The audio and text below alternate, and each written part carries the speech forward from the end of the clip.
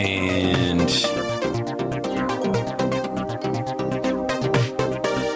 we are up on Instagram. Excellent. Grab one thing and we'll get started.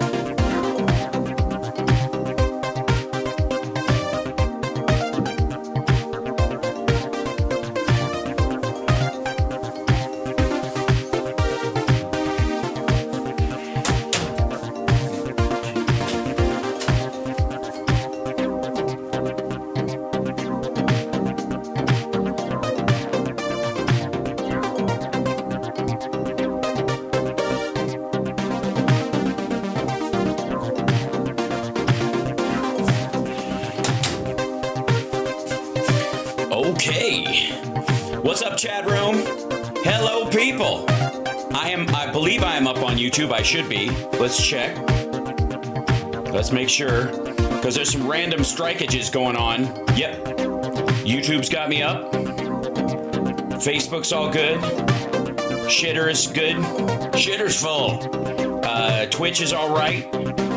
Let me know where you are and if you have voted, and send some love if you could. Let me grab this guy real quick and we will add a windowed projector. Right. Yeah, everything's glitchy right now because in the lead up to the election, expect a lot of DDoS, folks. Understand, we are in the age of dedicated denial of service. So hit that like, share the show, let people know we're out there, because take none of your subscriptions for granted on any of the channels, on mine, on Cliff Schecter's, on whoever you're following, like Tara Dublin, she'll be with us in the second hour. Make sure, okay, here, hold on, actually, I'm gonna, hi chat room, I'm just gonna jump right in here and say hi to you guys before I bring in Cliff. But what I was saying with the music playing, and I wanna be real clear about this, between now and the election, there's going to be a ton of DDoS attacks and all kinds of stuff. There'll be people getting copyright strikes they don't deserve. There will be all kinds of trolling attacks and that kind of stuff. We kind of saw it a little bit yesterday with Boston Brian's stream of the Madison Square Garden event. Expect a lot more of that, especially when people like me are covering Trump events live. We're going to get hit. So make sure you're subscribed. Check your subscriptions on all the sites, not just mine, on Cliff's, on Tara, on Midas Touch, on Boston Brian, Texas Paul, whoever. Make sure that you're aware of when they're going on. The rest of us, we'll have a regular schedule, so I'll be where I'm supposed to be most days, with the exception of tomorrow, because I got the Ultimate Jam night tomorrow night. But every other show this week will be as normal. But just to be aware of that, and to bring in right now, if I may, the man of the hour, quite literally, our dear friend Cliff Schecter, who is, I guess, awaiting a tryst right now. He's in a hotel room, very clean, modern, very sexy. Yes. Thank you for having me. Not quite what you think. I grew up in this crazy town of New York, and I came back here to take my younger son to Game 3 of the World Series. Wow. As we are Yankees fans, it's not going great for us so far. But hey, they're in it, man. They're in it. We're a hopeful people. Yes. And, it'll be just to have. I'm a big bucket list guy. I'm a big experiences over stuff. So I don't buy my kids junk. I don't go, hey, let's go to the Walmart and buy every piece of plastic shit. I'm a big believer, like when U2 was, my older son is a rock singer and all that. When U2 was playing at the Sphere, we spent the money to go out there. Like, that's when I have the money to do it. These are the things that and my younger son is a big sports fan. You're such a millennial. I'm crazy, except for I'm Gen X. But in any case, the fun thing about it is it was not planned at all. And the hotel I'm staying in is literally blocks from Madison Square Garden. So I went walking near there last night. And I mean, I haven't seen so much trash in one place since, Staten Island decided to dump all its contents in one day. I mean, sorry, I'm kidding, Staten Island fans. Right. Or Staten Island people who live there. I can't find the word.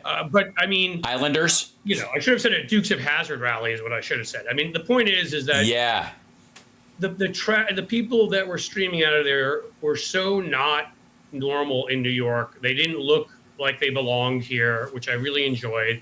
It looked like a number of them had these furtive glances because, as we know, like with Donald Trump, he's a real fucking tough guy when he's out there with all of his guys. And then when he's in the White House and people protest outside, he hides in a bunker, you know, and the way he's what we now refer to as a bone spur American who finds his, you know, I mean, they're such, so we'd see all these, you know, these people like looking at us with their Make America Great hats again, like worried, you know, furtively looking and trying to get the fuck out of the Times Square or you know, Madison Square Garden area because, you know, they are who they are. They only feel powerful when all the Nazis are together.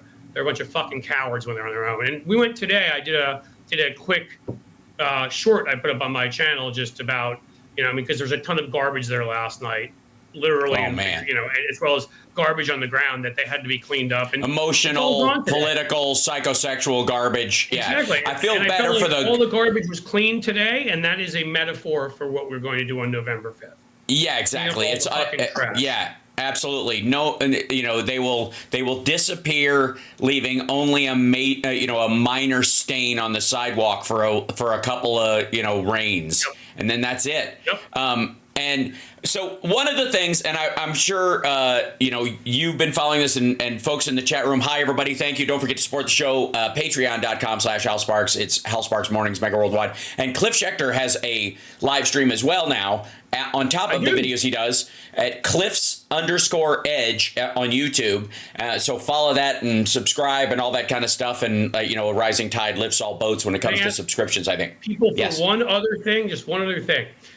If you are, I've chosen, I think Hal has too, I've stayed on Elon's, you know, Elmo's crazy little app because it's a messaging war and we're fighting against horrible people and, you know, we'll figure it out after the election. But I am, I think now 745 away from 100,000.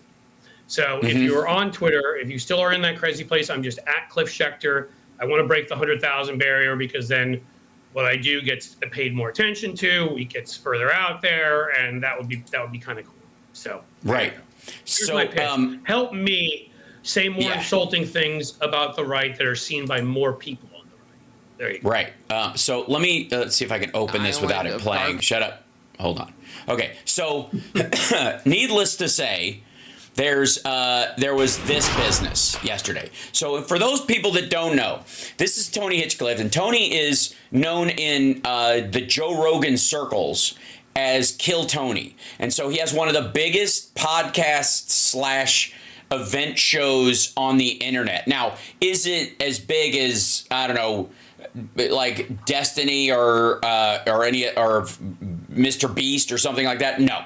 But it's ballpark, right? It's definitely a subsidiary of Rogan World. His show happens at Joe Rogan's mothership in Austin, Texas, the Comedy Club, and it's a regular like open mic live event where it's him and a couple other people, and then maybe a celebrity guest. Like, you know, the saddest of all was when Dom Irera sat in and these assholes just didn't know how to treat comedy royalty who's been around for a long time. Hal. I mean, I don't understand it. I mean, jokes, you set up a joke, you have to have a good setup. Then you have to have jokes are usually based upon some kind of truth that you then exaggerate to absurdity. So I started writing a breakdown of the whole it was just a joke crowd this morning, and it became a page on Twitter. So I will release it later this afternoon because as a comedian who's been touring longer than Tony Hitchcliffe has been alive and who will continue to work long after he's a stain on Joe Rogan's jock. You just call him Tony because when you say Hinchcliffe, I hear my name in there and it makes me want to fucking dry heat. Yeah. So this guy Tony, Austin Tony, you know, Lil Tony. How about that? We'll call him Lil Tony. Because, he's not afraid of, you know, nicknames and stuff like that. He's a maggot. It rolls, you know, like Hulk Hogan's semen off a duck's back. So we'll call him Lil Tony. And Lil Tony here does a joke in the middle of this thing on a screed about immigrants, does this joke in case you haven't heard. A lot going on. Like, I don't know if you guys know this, but there's literally a floating island of garbage in the middle of the ocean right now. Yeah. I think it's called Puerto Rico. Okay. All right. So what's fun again? I want to say something like just quickly, all right? Because you're a comedian. I make jokes and do stuff, but that's not my main trade. The thing about it is there are racist jokes that are funny. Now, I wouldn't tell them. I think that they're disgusting or whatever. Well, you don't even have to go racist. You can literally go jokes so they're funny. Yes. You can't even do that. Like, there's nothing about that. Well, here's the problem with it. Okay. It's not a racist joke. It's just racism. And here, I'll explain. Right. Because, okay, so there are colloquially understood stereotypical behaviors by communities. And most comedians in those communities, by the way, will mine those jokes themselves. Yep. So I'm Jewish, so I can get away with saying whatever the fuck I want. Exactly, right. About Jews, right. On the dentist becoming Jewish and all, exactly.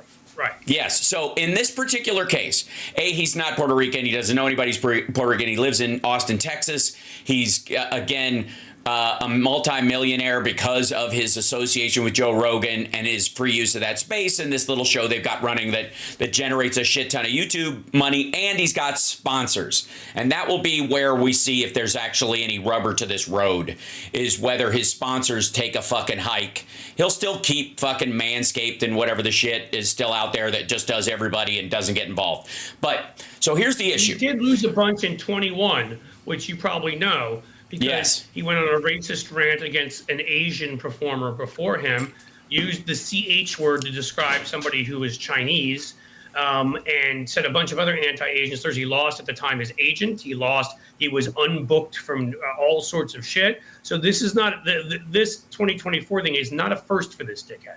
No, well, that's, and a couple of people have pulled up tweets of him from the past and posted them with the premise being that this fucker has always been like this. And there's a bunch of maggots who are jumping in going, you're picking up jokes from like 10 years ago. I'm like, yeah, to show the fact that he's never changed, he doesn't learn, and this isn't a one-off. And 3 years ago, the Chinese one, I'm sorry, 2021 really isn't that long ago.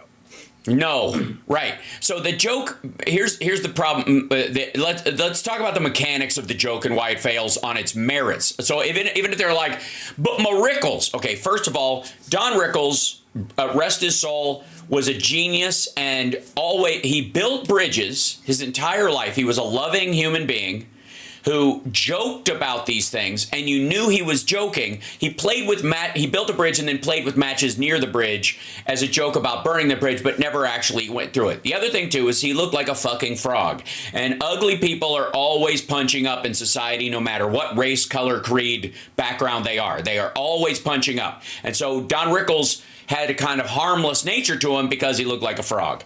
And it's the thing that, like, somebody like, what's the dude who looks like a Nazi camp guard who's always doing, like, sociopathic jokes and blitzing on his name right now.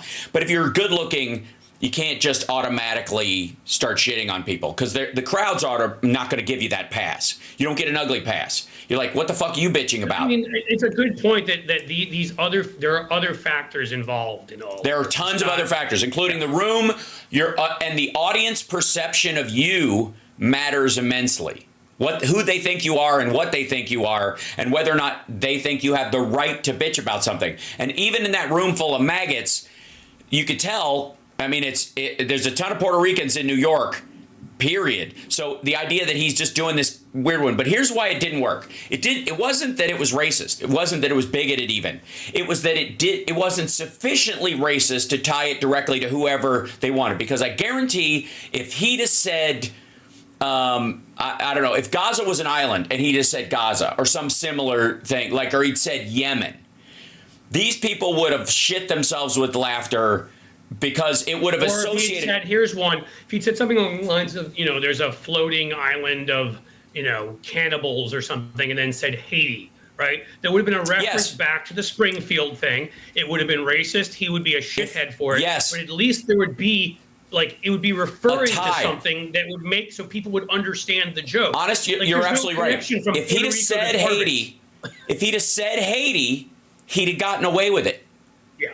At least, it would have shaved 80% of the backlash off because of Haiti's not part of America. These aren't U.S. citizens. There's a battle. There's like a constant fighting there. So it's a destabilized society. There's a lot of gangs running the place. It's horrifyingly destabilized. Puerto Rico was about nothing but color. That's all it was. Yeah, exactly. There's no other connection between garbage and Puerto Rico. None whatsoever, unless you count hurricane damage. Now, again, if this was a joke, seriously, if he'd have told this joke after the hurricane had hit Puerto Rico, it would have been perceived by half the audience, whether he meant it that way or not, as the place has been leveled and turned into garbage, like it's just fucking wrecked. And even if he meant it to be bigoted, half the audience would give him the charitable room. On bigotry, because North Carolina got hit, and he's not making that joke about them. Exactly, that's right. And so, and isn't I want to say isn't there a off of Raleigh Durham or something like that in North Carolina? Isn't there a little island part of the state that's surrounded completely by lakes? I think maybe he's technically an island. I'm not sure, but certainly out on the water. And okay, so that would count. Or I mean, or if you and I said, there's a floating garbage patch is called Mar-a-Lago, and because Mar-a-Lago is technically on an inlet and there's water on either side of it. Okay, whatever. Point being is that it was obviously going to be a misdirect. So there's a lot going on. There's a floating garbage patch. A joke is coming. So there's all kinds of signals when you're setting up a joke. You trigger the audience, get ready. Here comes the punchline. And when the punchline came, it didn't make sense for all the reasons that we're talking about right now. It did not lock. It had no direct attachment.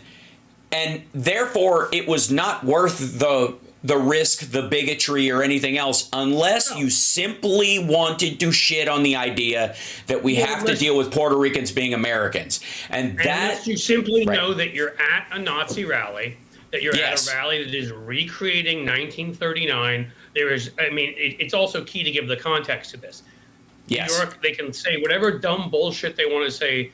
New York is a swing state in the same way Idaho is a swing state. It's fucking laughable. They have no chance of they won't get it within 15 to 20 points. They'll get within 20 if they're lucky in New York. Yeah. It's not a swing state. There's no purpose to be doing this at Madison Square Garden.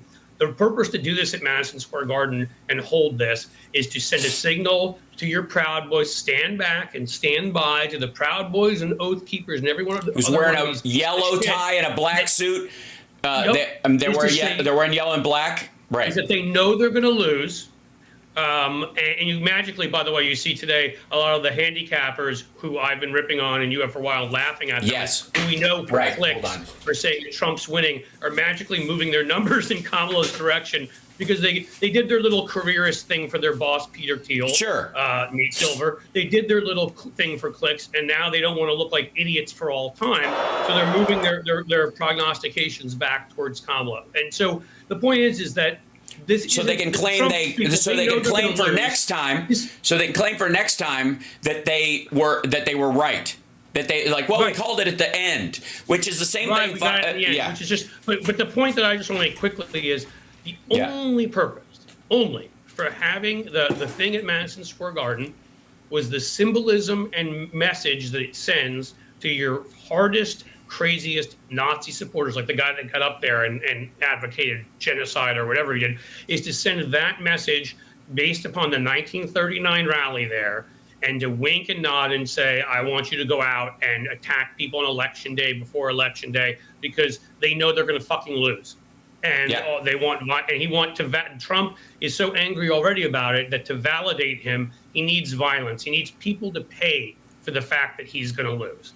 And that's what this. That's and increasingly, this guy knew the people around him too. He made a dumb joke that was racist. That's right.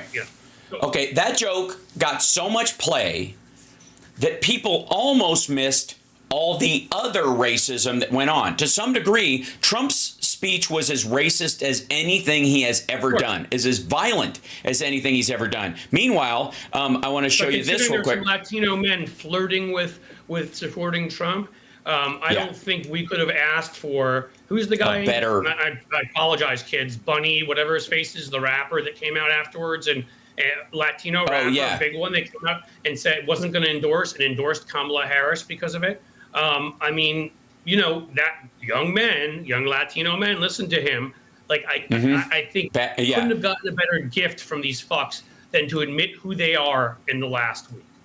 Yeah, Bad Bunny was the guy. Cover the other stuff. Yeah. I'm just saying, I'm glad it's gotten so much coverage. Oh my God, I agree. I totally agree. Meanwhile, there are two parallel paths. You talk about people who are flirting with voting for Trump or voting against Harris for one particular reason or another. The other group would be the alleged pro-Palestinian demonstrators who show up at Harris stuff, but never show up at Mar-a-Lago when Netanyahu is there, never show up outside a Trump rally anywhere. Hell is what it is. Yeah, it is. So let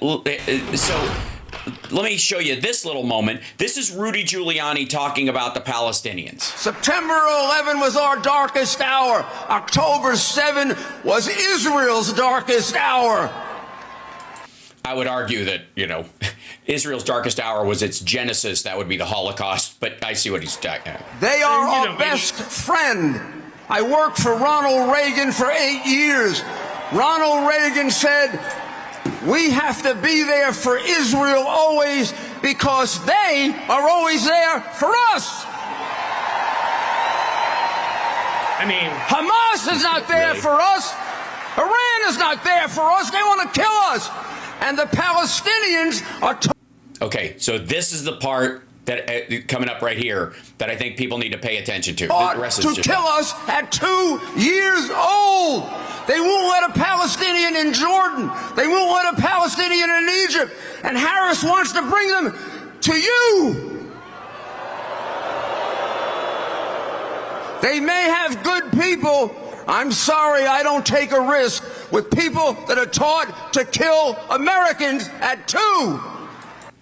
Right. So let's be abundantly clear. Almost all dissidents from foreign countries that break free, whether it's North Korea or Communist China or the USSR when it exists or Iran or anywhere else, were taught that kind of hate when they were young and changed and wanted to escape. Correct. And are the most in danger in their own country. Again, I would argue, if you go back a couple generations in our own country, I'm sorry, but I had a set of, thankfully I had one set of grandparents that were awesome. I had a set of grandparents that were racist as hell. And my dad rejected all of that and became very liberal. Even in this country, there are plenty of generations that were taught hate by people, their parents and by others, and chose to reject it, or they wouldn't have become who they became, So Lyndon Johnson came out of Texas and eventually was the guy who pushed for the civil rights bill, okay? I'm just saying, we've had some of the hate too, but the other countries, again, this is why I separate. There are people that, I don't know. I don't want to get into the whole Palestinian discussion because it's a side discussion on all of this.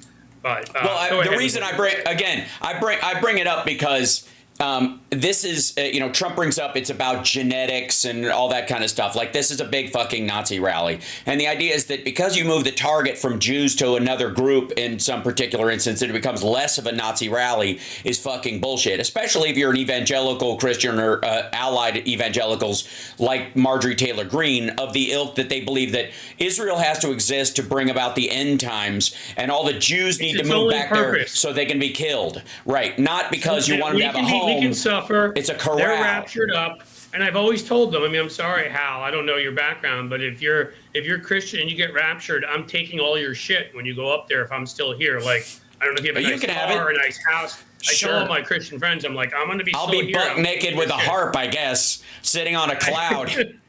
In a world, but that's exactly right. When people, it's so insulting. People are like, well, the evangelicals are pro-Israel and Jews. No, they're not. They want us to suffer horribly. They just need Israel, the Jews to occupy Israel. All of us have to be in Israel so that, in their view, Jesus can come back and the rapture can happen and all that. And the second part of this is, I'm sorry, folks, but they will get to you. If you're too stupid, some of the Jews I've seen on the far right and these idiots who support Trump, it's like, it may start with the lowest hanging fruit for them. And in this country, sadly, that may be people that are Arab, that may be trans, that may be whatever. But if you don't think once they've moved, if they have a fascist government, they're getting to Jews eventually, even the ones that were on their side, you have not studied history. You need to really sit down and read your whether it's totalitarianism theoretically from the right or left, doesn't matter because it's all the same. Read your Hitler, read your Stalin, read your Idi Amin, read your, doesn't really matter. They all turn on everybody but the majority group eventually. Well, and they also don't trust the ones that were closest to them because you'd betray your own kind. Why the fuck would I think you wouldn't betray me? So Stephen Miller, I know you'll think you'll be the last on the boat, but you're not going to miss the boat. You understand? Like when we drive it out into the harbor and set fire to it while singing, redneck Uber Alles, every Jew in the neighborhood is going to be on that boat. Is the idea, that Stephen Miller and his and some of them, I suppose, that are kind of close to like the capos in Auschwitz, who were Jews that watched the other Jews, with the idea that they would somehow survive and that they would side with the Nazis. It happened. When all the others were gone, they were gone too, which is a nice message to Kushner and Ivanka and family. Because if you think once they've gotten rid of Donald Trump and they've gotten their tech boy fascist in there, their tech bro fascist, which is what Peter Thiel wants and what Elon Musk wants. Yeah, guess what? They're coming for you too, Kushner and Ivanka. You think they could give two shits about your Jesus relationship Christ. with Donald Trump? Think about RFK Jr. in that, that fundraiser he was sitting around in and just kind of floating the idea softly to a bunch of people while he's just shooting the shit in front of a bunch of people filming it with their phones. That, isn't it weird that COVID doesn't affect Chinese people and Ashkanazi Jews? Yeah, Ashkenazi Jews like me, light-colored, blue eye, whatever. Yeah. Jews. We have some, apparently, because we plant all the evil, we have some natural immunity to it. Which, by the way, I got COVID. So, just so you know. Apparently, they didn't give me the immunity, apparently. Yeah, obviously, you're the impure Ashkenazis. You're not of the 144,000 that will be left, according to the Bible or something like that. Like, that's where it's going, that belief system. What are you going to do? Again, it's just lazy, Illuminati adjacent horseshit. But let me show another thing real quick to our dear friends in the uncommitted crowd. This is... Now, Trump is always saying, listen to what the politician tells you first, no matter what they say later. Trump campaigning in Iowa, this is 2023, vows to ban Gaza refugees from U.S. if he wins a second term. And then Rudy Giuliani says what he said last night. Do you think somehow there was some divergence, not only between the Trump campaign, Don Jr. and Eric, who are running the fucking thing, basically, and what Kill Tony had, any more than there was any problem with what Rudy said? Of course not. No, of course not. And again, it's just you're inane. I mean, I'm sorry. If you if your background just the same way, if you're Jewish, just the same way, if you're gay, just the same way, if you are any minority and you are supporting Trump, if you are an Arab, if you're Palestinian particularly, or not Palestinian, if you're an Arab supporting Trump, you're a fucking idiot. Because you are like a couple of them that endorsed him in Michigan. Again, he's going to get his ass kicked if we all do our part. So you'll be lucky that we'll save your asses. But the truth of the matter is, if you think he ain't coming for all of you, do your whole thing. If you say to yourself, I'm not going to work, I can't vote for Kamala, I can't vote for the lesser of two evils, or whatever the hell your thought process is there. Oh my God. Then you're voting for the consignment of the folks your family and close friends to concentration camps. Eventually, that's what you're voting for. So decide if the lesser of two evils is somebody who's trying to work to stop Netanyahu, who's in a difficult situation because of the fact that Netanyahu is an evil outlaw too, who they need to get thrown out of Israeli government. So somebody reasonable, moderate, who's not a criminal takes over, and that they're in a very shitty position, or somebody that is going to say to Bibi, launch whatever the fuck you want at them. Murder them, rape them, kill them, do whatever you'd like. We'll support you 100%. Okay, so I dearly love John Cusack and Mark Ruffalo, and they are doing their best in some cases to beat back a dragon they helped create themselves, which is they're fighting online half the time with people who are, allegedly pro-Palestinian activists, who are not, by the way. They're sock puppet Russian accounts. It's a waste of their fucking time. But so much of that is based on Russian propaganda, because I'm just going to say, again, being concerned about Palestinian lives is absolutely legitimate. Yes. I am. It's horrific when kids die. But for a year and a half, when the country of Azerbaijan, when their leader, their fascist leader Aliyev, met with Putin the day before They decided to invade this Armenian ethnic enclave called Artsakh. I did everything I could online. I worked with that organization. I worked with a rock star. Some people may know Serge Tankian of System of a Down. Yeah. And we did everything we could to get PR everywhere and whatever. Where were all the fucking college students about that? Right. When they ethnically cleansed this area. Where was everybody? Sudan, same deal. Sudan, and Darfur is going through almost the same thing it went through in the 90s, and the same crowd that allegedly gave a shit about that. Rohingya and Burma, and we can go on and on. Like, again, I did everything I could, and all these folks screaming and yelling had no interest in innocent Armenians. None, because there's not Jews on one side of it. That's largely what it is, and it's a setup. So the point is that both of them are arguing this kind of thing. They're shouting into the wind with these kind of like faux protesters, these faux aggressives that I call them, as part of this. But again, Donald. One of the things that occurred to me recently is that Trump and his ilk have been pushing this, we've got to end the forever wars. And my normal logic goes, well, we got out of Afghanistan, you dumb motherfucker, and these aren't our wars. We're helping other people defend themselves. They don't seem to want to back away from helping Israel, so they don't want to stop that, apparently. So if that's going to go on forever, they're going to forever be on the side of Israel in it. That's what they seem to be saying, no matter what Israel does. Forever war. You know what else will create forever war? Backing out of NATO and breaking NATO apart will give the message to Putin, go right into Poland, Latvia, Lithuania, Estonia, everybody else you're on the border with there. That doesn't stop war. No, here's what I think. I think they've come to the determination. What they mean is they're not above coded language in anything. And I think when they're talking about the Middle East in particular, it seems the most squirrely and odd they would bring it up, considering their alleged support for Israel. Like, are we going to be isolationist with what happens to them? Clearly not. So what they mean is when they say end the forever wars, they mean get rid of the Palestinians once and for all. You can't. Whoops, lost you for a split second. Hopefully you'll pop back in. Do you hear me okay? Oh, we lost Cliff. But we'll see if he pops back in. He might be on hotel internet. And if the timing is such, they will sometimes do a turnover. Hopefully he'll pop back in. But the point I'm trying to make, and I'll remake this as much as I can. Let's see if he comes back in. Do we see it? Almost. I'll go back to me for a second. This is what happens when you make a really good point, is that's when the DDoSs happen. So, fuck it. I'm going to say it to you guys. I believe, and let me make this as clear and as concise as I possibly can make it, that when Donald Trump and his ilk talk about ending the forever wars, what they mean is, in the case of Israel versus the Palestinians and the two-state solution idea, is that they do not believe a two-state solution is possible or ever will be, and you just have to wipe out the Palestinians once and for all. You end the forever war by siding with the side you think is going to win and just getting it over with.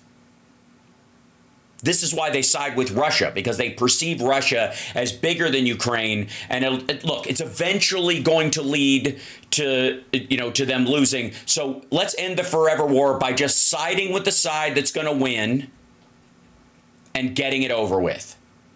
That's what they mean when they say end the forever wars. For the record, I'm staking my flag on that hill. That's what they mean. Ending first of all, no one can end war as we know it in the world ever without holding a gun to the world's head. The only way you could end war in the world is America is saying anyone we're going to stick to the borders we have right now. Anybody who modifies those borders gets killed. We're going to nuke whoever fires first. That's the only way you could do it. Whoever acts, we're gonna fire a nuclear missile, period, first strike.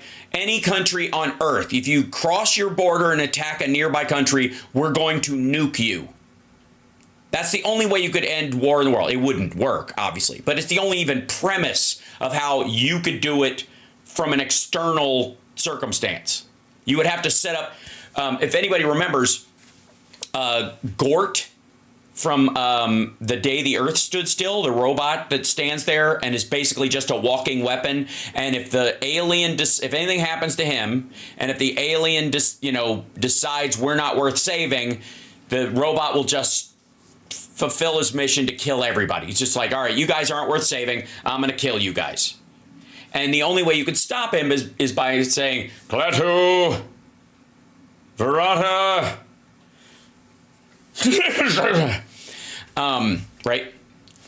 Nickel, nincompoop, ninja. It's Nikto, by the way.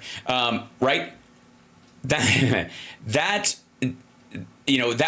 was the premise of that movie, right? Yeah, that's Klaatu says don't do it, basically. Klaatu Verata Nikto, right? Verata Nikto, right?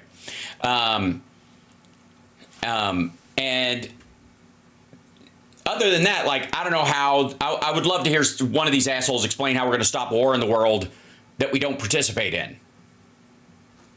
Right? Also, hold on, let me open up the chat, staff chat, and make sure that I have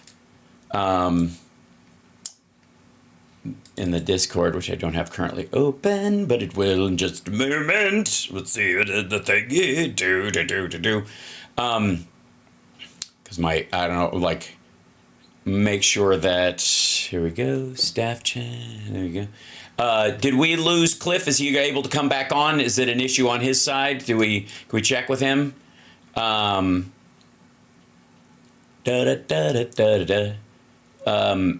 Oh, he can only be on in 30 minutes for the first hour. He's going to the World Series. Oh, right. So he had to bail. Gotcha. Okay. Then totally fine. I'm sorry. I didn't know that. I apologize. Bye, Cliff. See you later. Okay. We're not worried about him. He had to run. So anyway, there we go. Then Cliff's Edge. Everybody check it out. Subscribe. Cliffs_Edge.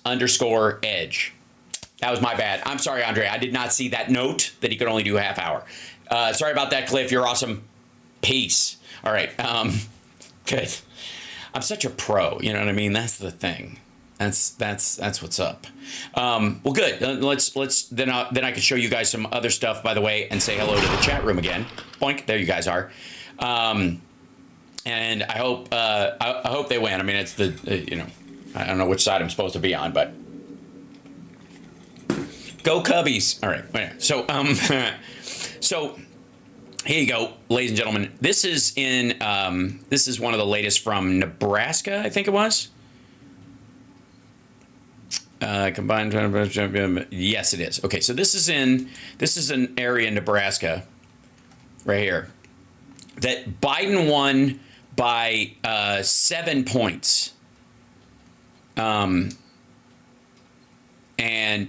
when in 2020, in the same district, Harris is up by, I believe, 12 points right now. There is a huge shift of what would be the Haley voter crowd is going straight to Harris. If they were even willing to play with the idea that they were going to be to vote for Harris, they're definitely comfortable voting for Haley. They're comfortable voting for Harris. Did I say that right? I don't know. Anyways, this is, the breakdown of it. Obviously, she's got a 10-point lead in the non-white vote, but still 40% going her way in that. A lot of it's got to do with age and who lives in the state. Likely electorate. 40% of, and it's almost exactly the Democrats voting for her. And so it's very party line. Although, check this out. Let's see, what is this? 60 to go. By gender, there's like a 100% age gap. She's got, gender gap. 31% of men, 62% of men going to Donald Trump. She's getting 31%. Women, almost an even split, but more women are voting for her than are voting for Trump. There's also a 7% missing vote in here that say don't know or refuse. So largely those will be Trump voters who think they're being tracked or whatever, or just aren't voting. So these are the men. By age, he gets better numbers. It's an age-related thing. They're almost tied at the 18 to 29 within the margin of error. 30 to 44, he's got a lead of 15 points. A slightly bigger lead at 45 to 64, and then 57, 37, 65 and plus. So you got a bunch of old folks that are, let's just say, hanging on to some older ideas of what it was like when they were a kid and who was allowed to run for office. Right.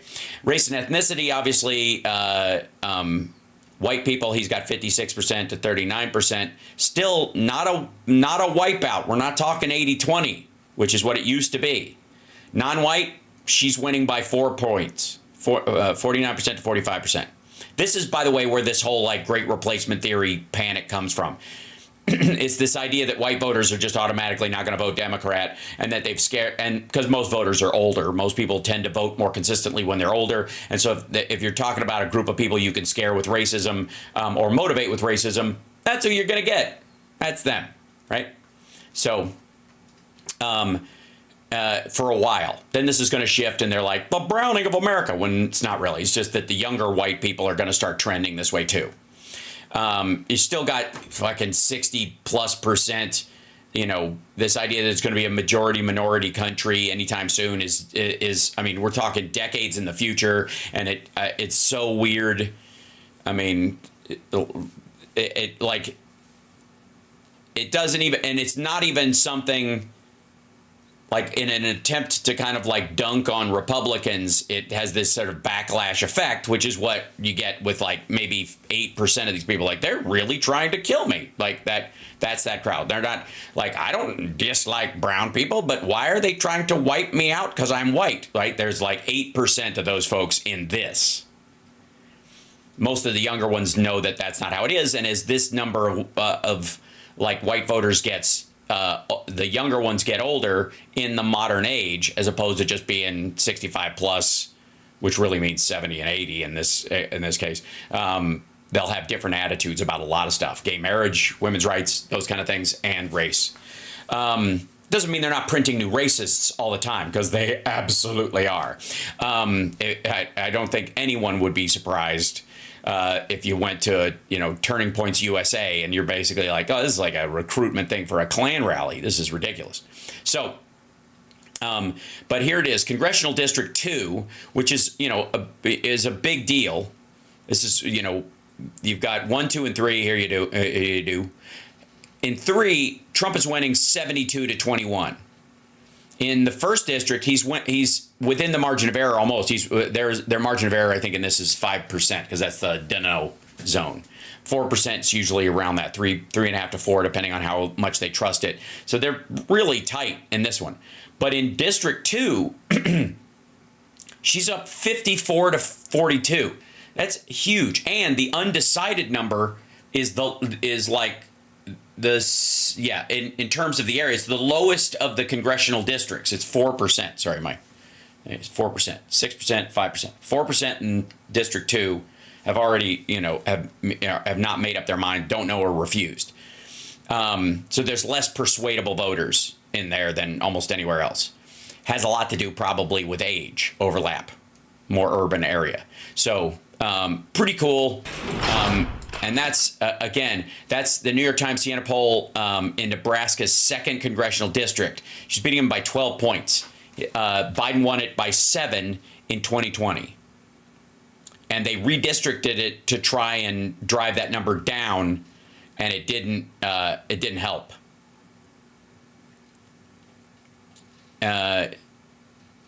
Yeah, there we go. And hold on one second. I want to bring up the other thing we're seeing a lot of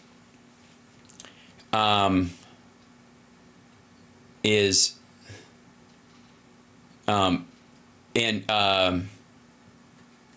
Vancouver, Washington, there was a fire in a ballot box, a drop-off box. So this is the other thing too, is that they're trying to they're trying to just burn ballots.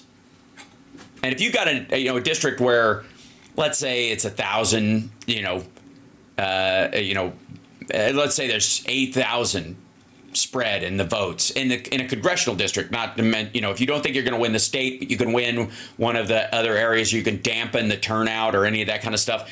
What you do is you burn some ballots, and you assume about maybe, I don't know, 10% of the ones that were in that box won't be cured because they won't be able to tell from the fire who had done that, or they have to reach out to voters and put out a notice like, hey, if you dropped your ballot off at this box, you might need to come in and cure your ballot and vote in person.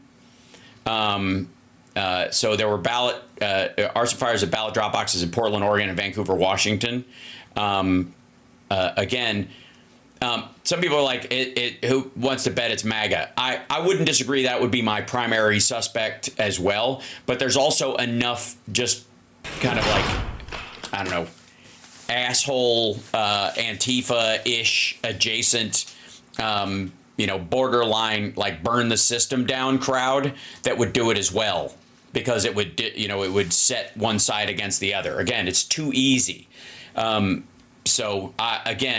this would be so much easier if you had both sides coming out and condemning this thing equally, instead of one side going, this is terrible, that would be our side, and the other side ignoring it entirely. Yeah. Hold on one second. I don't know why this is... Did this get paused? There we go. Hold on. I want to... my chat's rolling in there. Hold on. And put this over here so I don't lose it. And I've got to move my other chat so that when our dear, there we go. Oh, I see. That's why.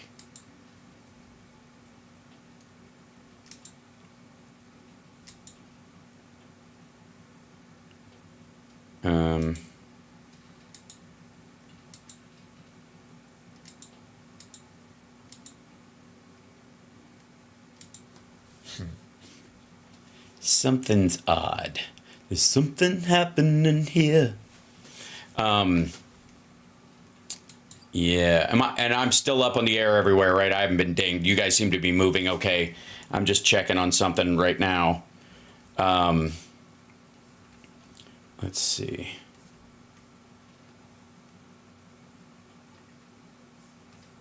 Yeah, I guess, being weird. Well, I guess, well, no.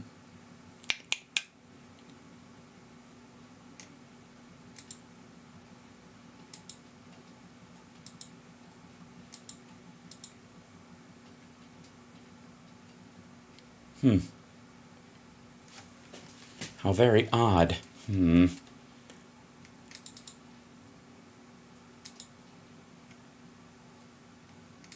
we go. Sorry, fixing a, and again, like I've been telling everybody, be very careful, if you will, about the sites. Oh, there's Tara in the background. I see her. Hold on, yay! Hold on, let me grab this. All's well. All's well. Right, there we go. Hold on, I'm gonna pop you in there. Can you hear me? Okay. Hopefully she can hear me. We'll see in just 1 second. Check. Check. Do you check two toast sibilance. Sibilance. Hey, haha, hee hee ho. Hee hee ho ho. There we go. Hi. Hi. There she is. We lost Cliff. Hi. Yeah. Thanks. Hi. I'm gonna put you in here. I've got to. Don't resettle yourself too much, because I'll do that once we get in here. Okay. But I was just talking about your beloved Portland, because there were fires at ballot boxes. I know, that's why I hopped on a little early, because before I lived. Hi everybody. Hi. We've had a week. Have we? Just before I lived in Portland, I lived in Vancouver, Washington, and that was my exact ballot box where I voted in 2020. That's where I dropped my ballot. Which is that location of that particular ballot box is literally 45 seconds from the apartment complex I used to live in Vancouver, Washington, in the Fisher's Landing section of Vancouver. And there's a bus stop there. There's a whole bus, like a transpo center for a C-Tran, which is the bus system in Vancouver. Sure. And there are ballot boxes there, and you drive up and drop in your ballot and you keep going.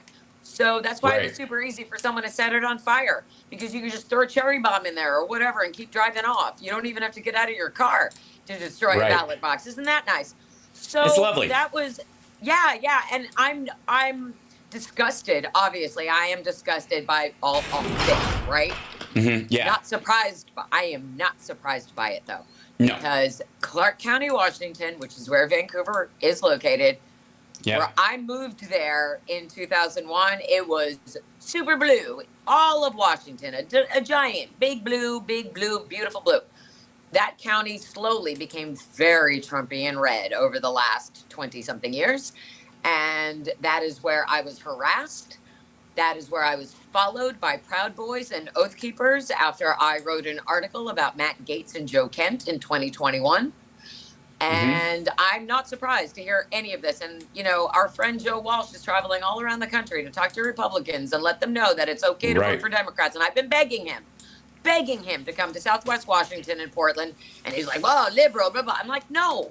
Once you get outside of the city limits of Portland, it is red and MAGA-y as fuck. We are surrounded by the Oath Keepers and the Proud Boys and the Patriot. What is the other one? The Patriot Front.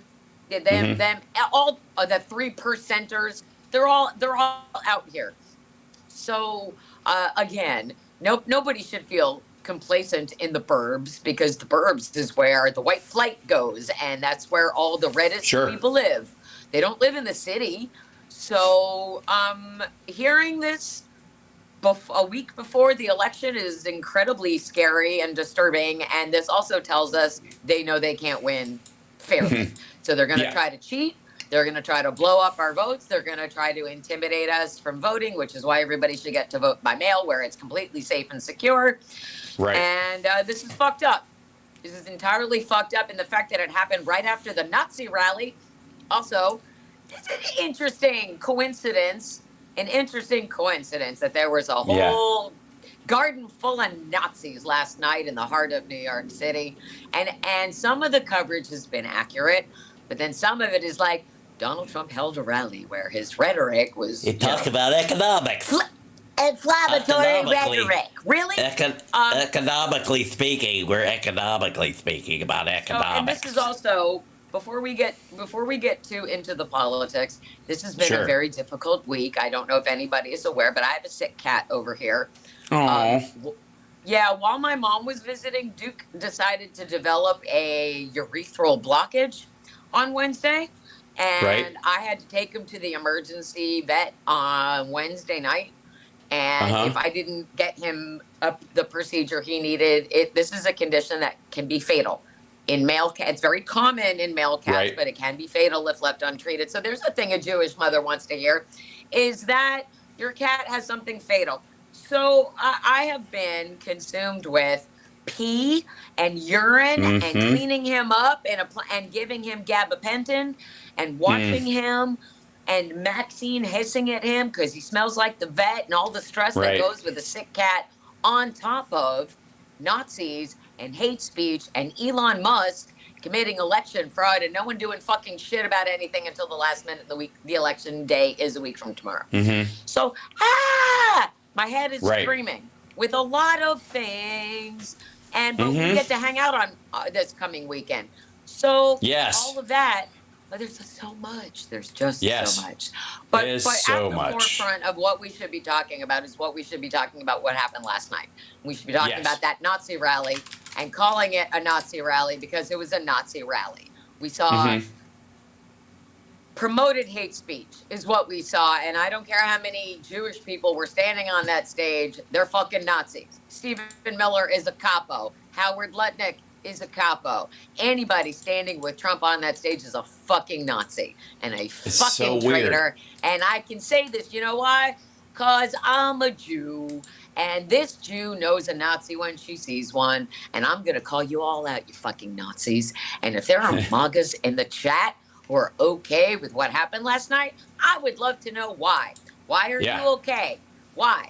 Hitler it's just a joke. I mean, it's just a joke. And plus, you can't have those people coming here because you can't have people coming from Puerto Rico and immigrating to the United States and taking our stuff and coming inside our country like it's a giant womb.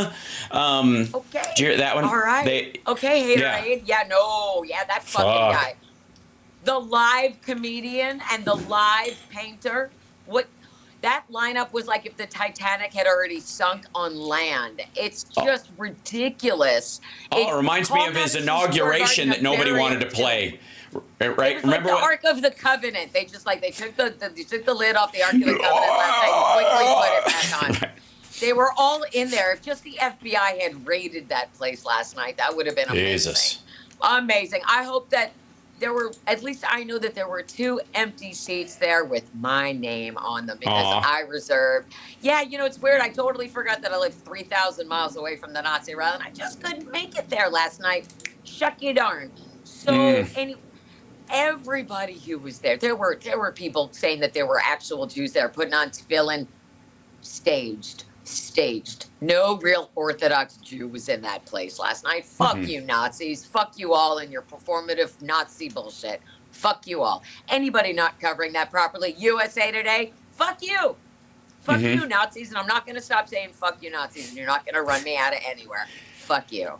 It's so, again, I will say that on one level, they are attempting to, it seems, secure the bro vote as an untapped voting bloc that they think will ride to their rescue. Which they didn't in 2020. Well, and it's, again, the youth vote is always a thing because it's the issue with that is always they're unreliable because it's a new group all the time. The same people that were 22 last time are not technically new, young, first-time voters by now. If a couple of years pass, especially when you're in your 20s, your late 20s, life really does start to change, especially if you start, having a family and that kind of stuff. Especially if it's, I guess, a trad wife situation. I don't know what the fuck they're trying to shoot for now, but essentially, they seem to be going forward with, oddly enough, with Hulk Hogan, because this seems like their only version of this at all. They can't get any of the new wrestlers because even though The Rock is supposedly supporting Trump, he's not going anywhere near any of these things. And like the fucking Samoan slam that Tucker Carlson does, they don't give a fuck. They're not interested. What they are interested in is this Brock, this bro rock new metal sharts,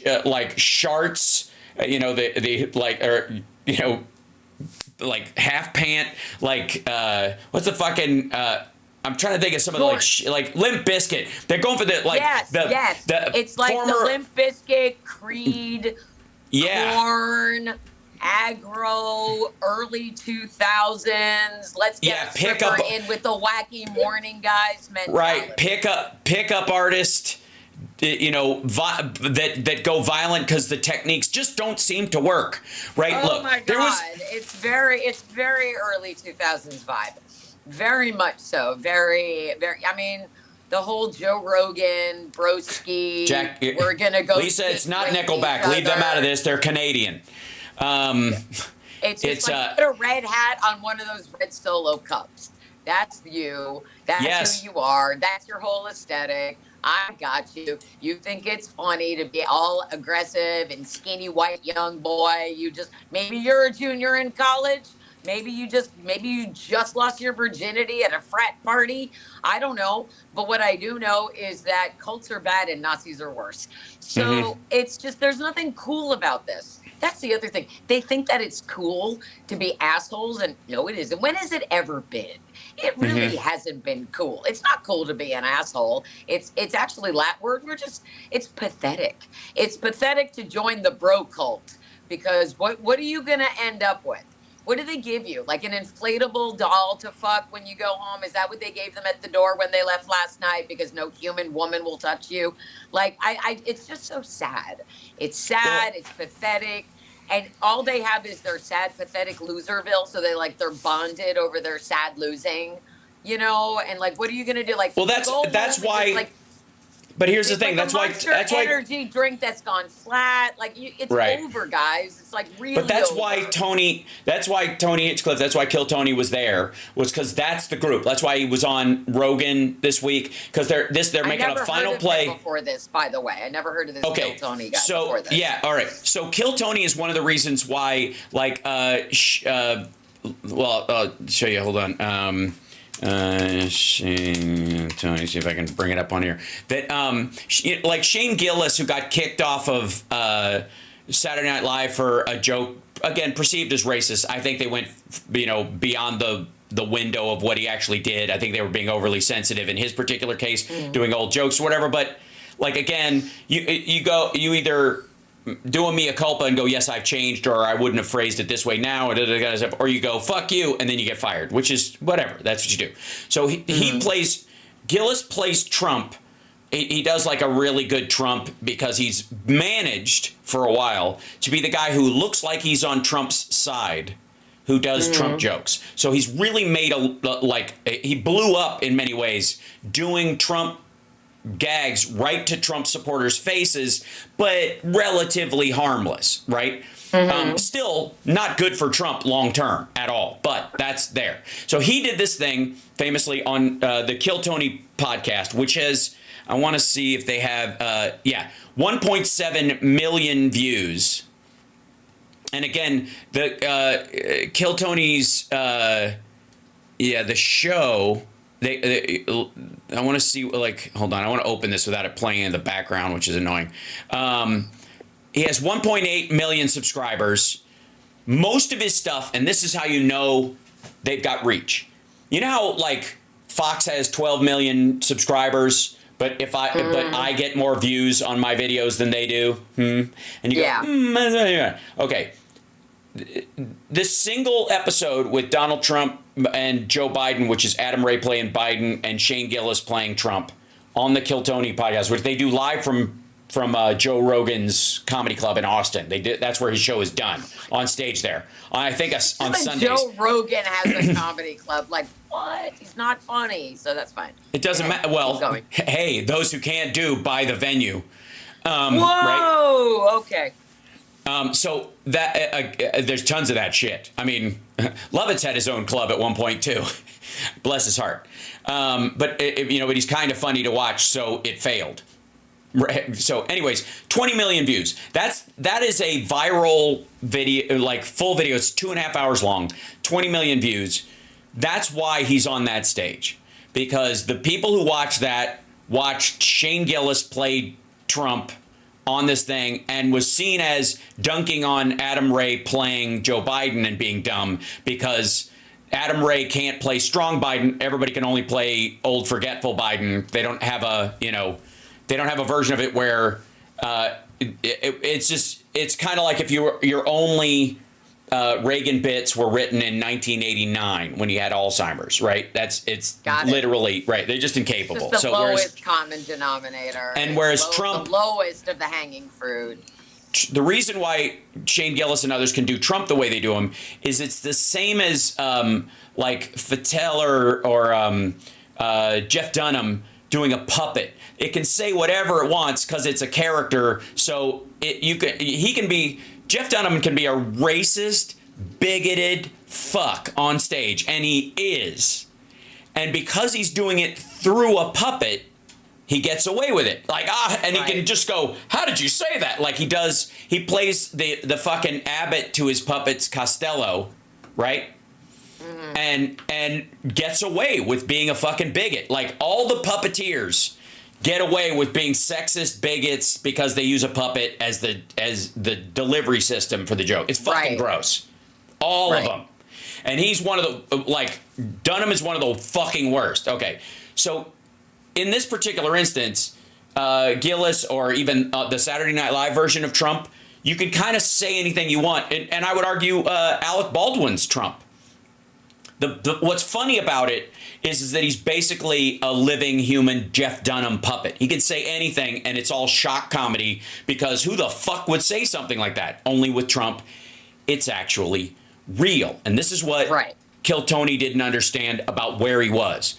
In fucking Joe Rogan's comedy club where you have your little fucking folding tables set up and open micers come through and you guys roast open micers, which is the lowest hanging roasting fruit in the fucking world.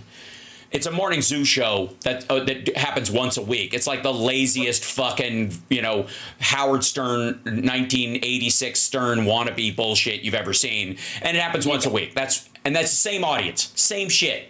Glenn Beck shock jock bullshit, man cow. It's the same nonsense. Oh right? my God, man cow. Ugh. Right. Oh yeah.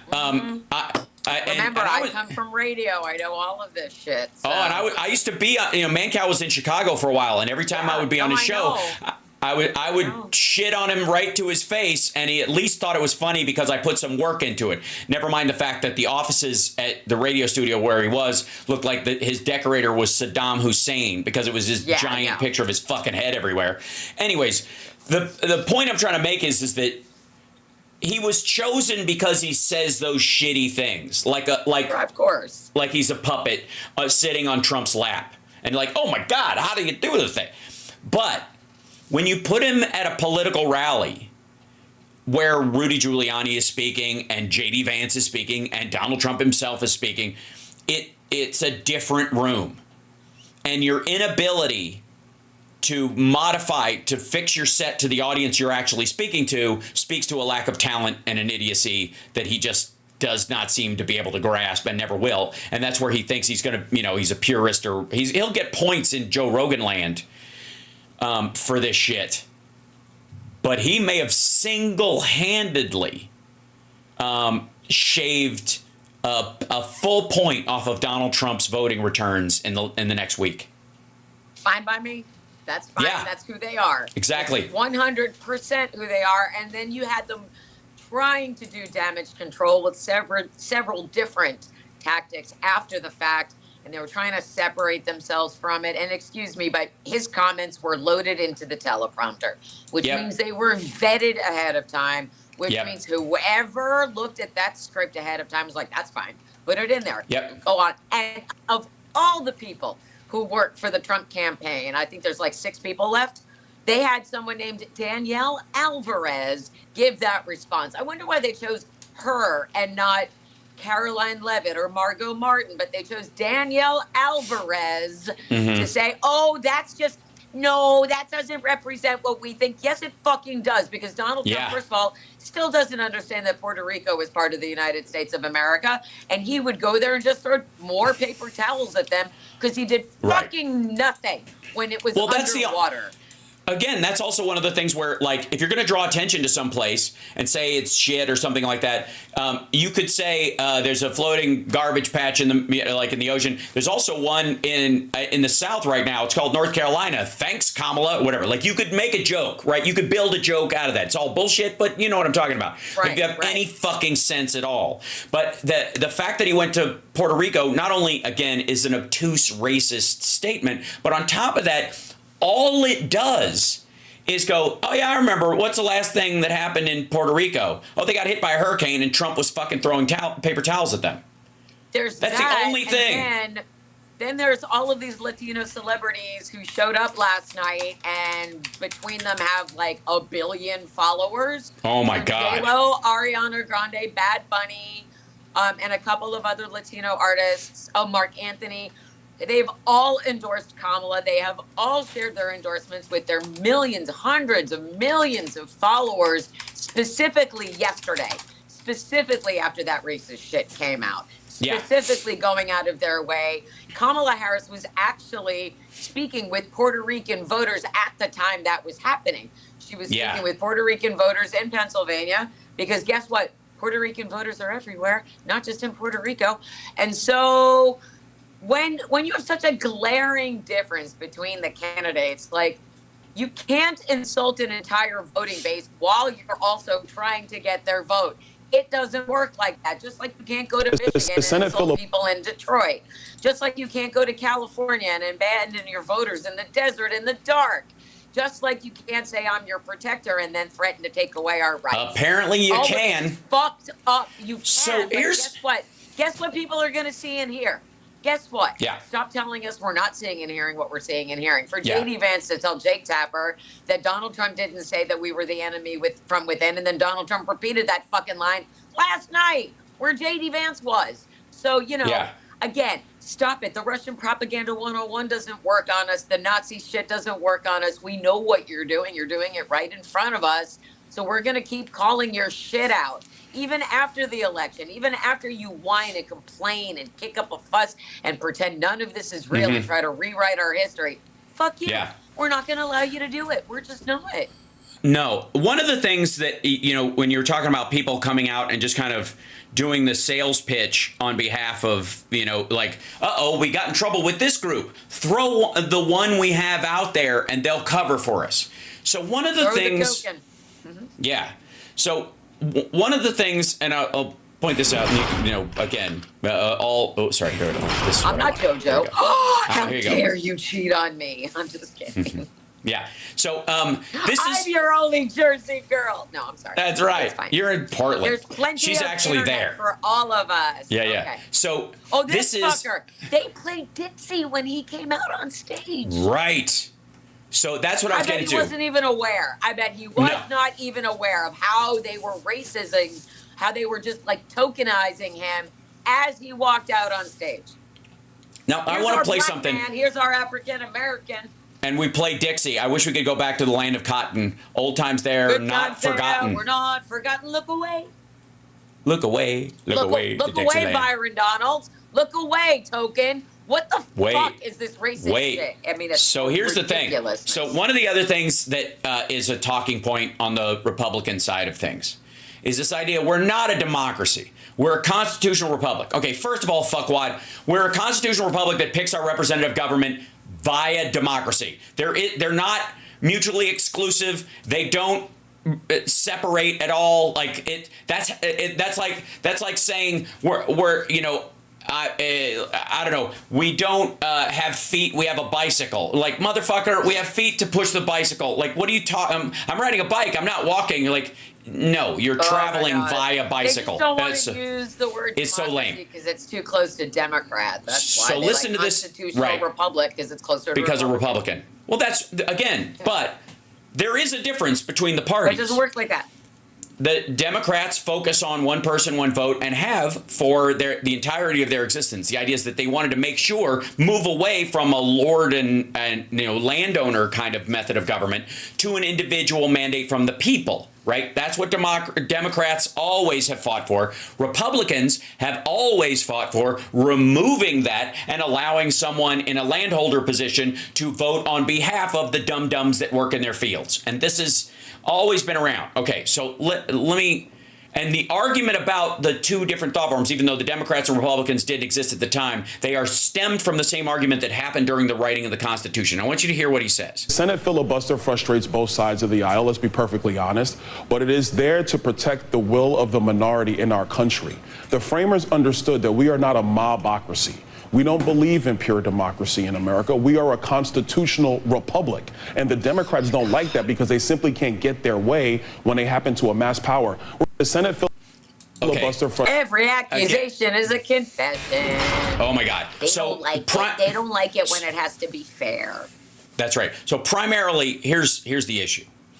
Beyond the fact that he's full of shit and that he's arguing that the minority should have the right to veto the majority, and just stand beyond the filibuster. We're not talking about somebody who stands there till they're, you know, like fucking Jimmy Stewart going, we gotta believe in the American people, you know. I believe in freedom, you know, and stand there for fucking 27 hours till they piss themselves and fall over. These guys are like, I'm filibustering, see you Wednesday, fuck you. Right. But on top of that, let me tell you what the constitutional republic argument means from a MAGA Trump world version of reality. There's a kitty in the background.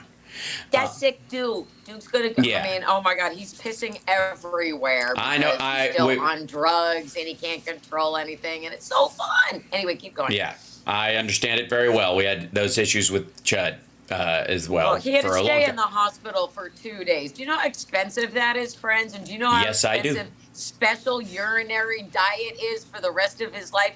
Have I mentioned I have a Venmo? Anyway, let's continue. Yes. So. Here's the thing about Byron Donalds arguing for a quote-unquote constitutional republic that protects us from a democracy. Is that is the argument from the Federalist Papers and the Federalist Society folks that wanted, this is why black people and Native Americans were 3/5 of a person in the Constitution, because they didn't want to free them And the North was saying, look, you don't get congressional representation for a fucking person that can't vote. That would be the Democratic side of things. This is all happening when they're trying to hold the country together, and this eventually led to the Civil War because this 3/5 part was not enough of a concession for the South. They said, tell you what, if I have 10 slaves, I should have the equivalent of 11 votes, and I can tell them how to vote, or I can kill them.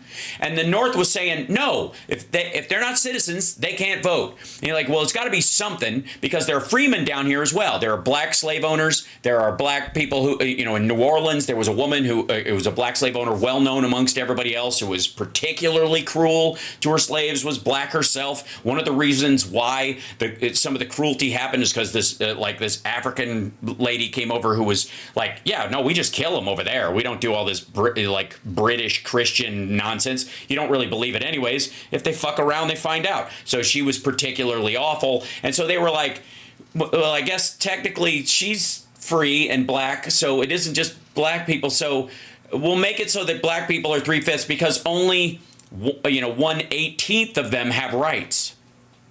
Right? This was the back and forth. But the constitutional Republicans in the South were saying, I want a vote for a congressional representation for every slave I have, meaning that I just buy more people and I get more weight in governance. I can have 3 Congress people and 4 voters. It's called in the British Isles. It was called a rotten borough. It was an area where the Lord literally owned all the land and the serfs worked on it, so he could make them vote, because if he didn't, he could cast them off their land. They had nothing to farm and they would die. So these rotten boroughs were run by these lords. The same fucking system was set up in the plantations of the South.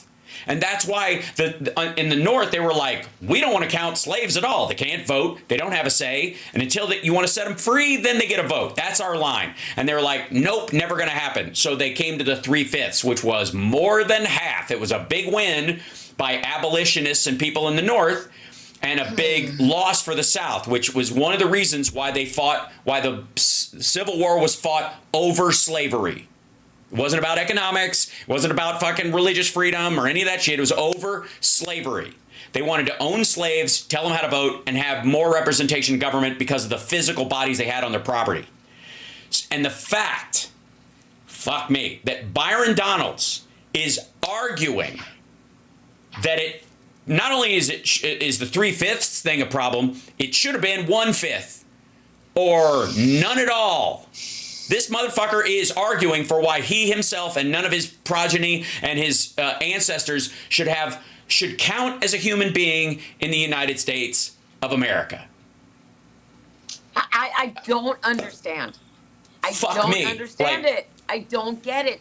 How can you not advocate for yourself and all of your people? How can you not? I don't understand. What is it that you are getting for selling out not just your country, but your people, your history, your marriage wouldn't, if he's married to a white woman, his marriage wouldn't be allowed if he lived in the country he's advocating for.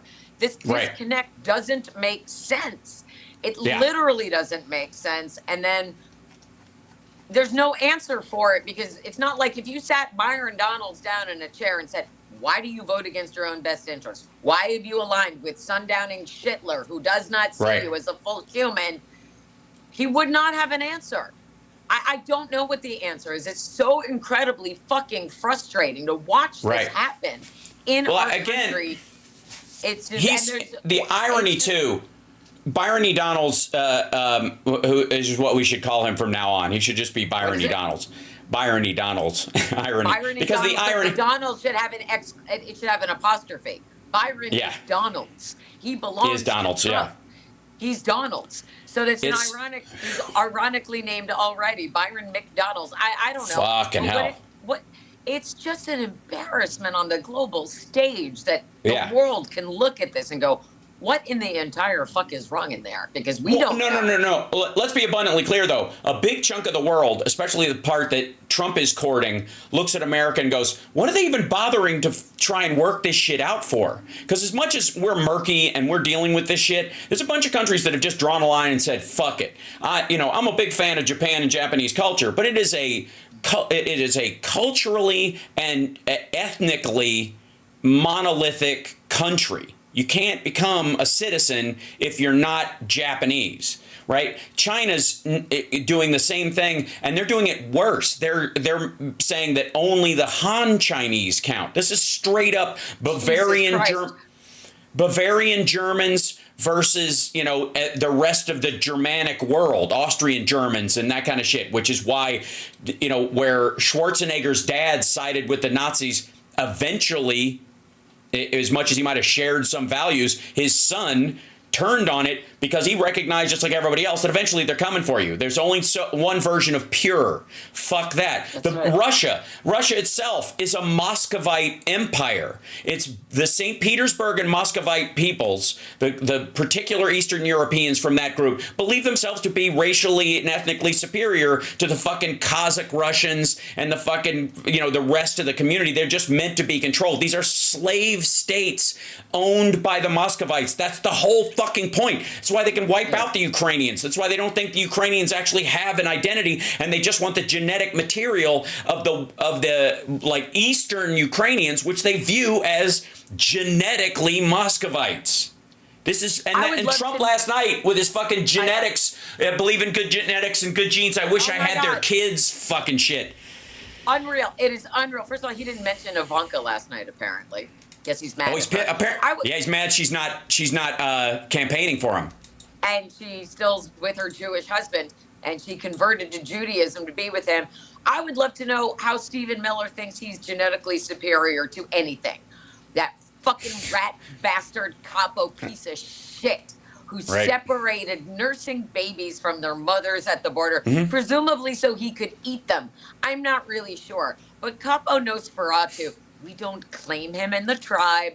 We don't want him. No, we do not claim him. I would love to know how he thinks he's genetically superior, how he thinks he's going to be spared in a Project 2025 world when he's a dirty Jew, just like the rest of us, when he is everything that Donald Trump says about Jews, Stephen Miller's like, no, say worse things. So what the fuck? Like the disconnect, the Byron Donalds disconnect, the Stephen Miller, Howard Lutnick, anybody who's in a minority of any kind, women, anybody who looks at Trump and goes, that's my daddy. It's like, what the fuck? Yeah. How can you choose a Nazi over the United States of America? And every single person who was with him last night belongs in prison. Every single one. Every single one. No one gets a pass. Nobody gets a pass. And I'm not modifying my language, and I'm not dialing it down, because that's what happened in 1930s Germany. And we're not doing that. We're not, when we say we're not going back, we mean for a lot of things. We're not going back to 2016, but we're definitely not going back to when I have to wear a bright yellow star on my shirt so I can go buy apples.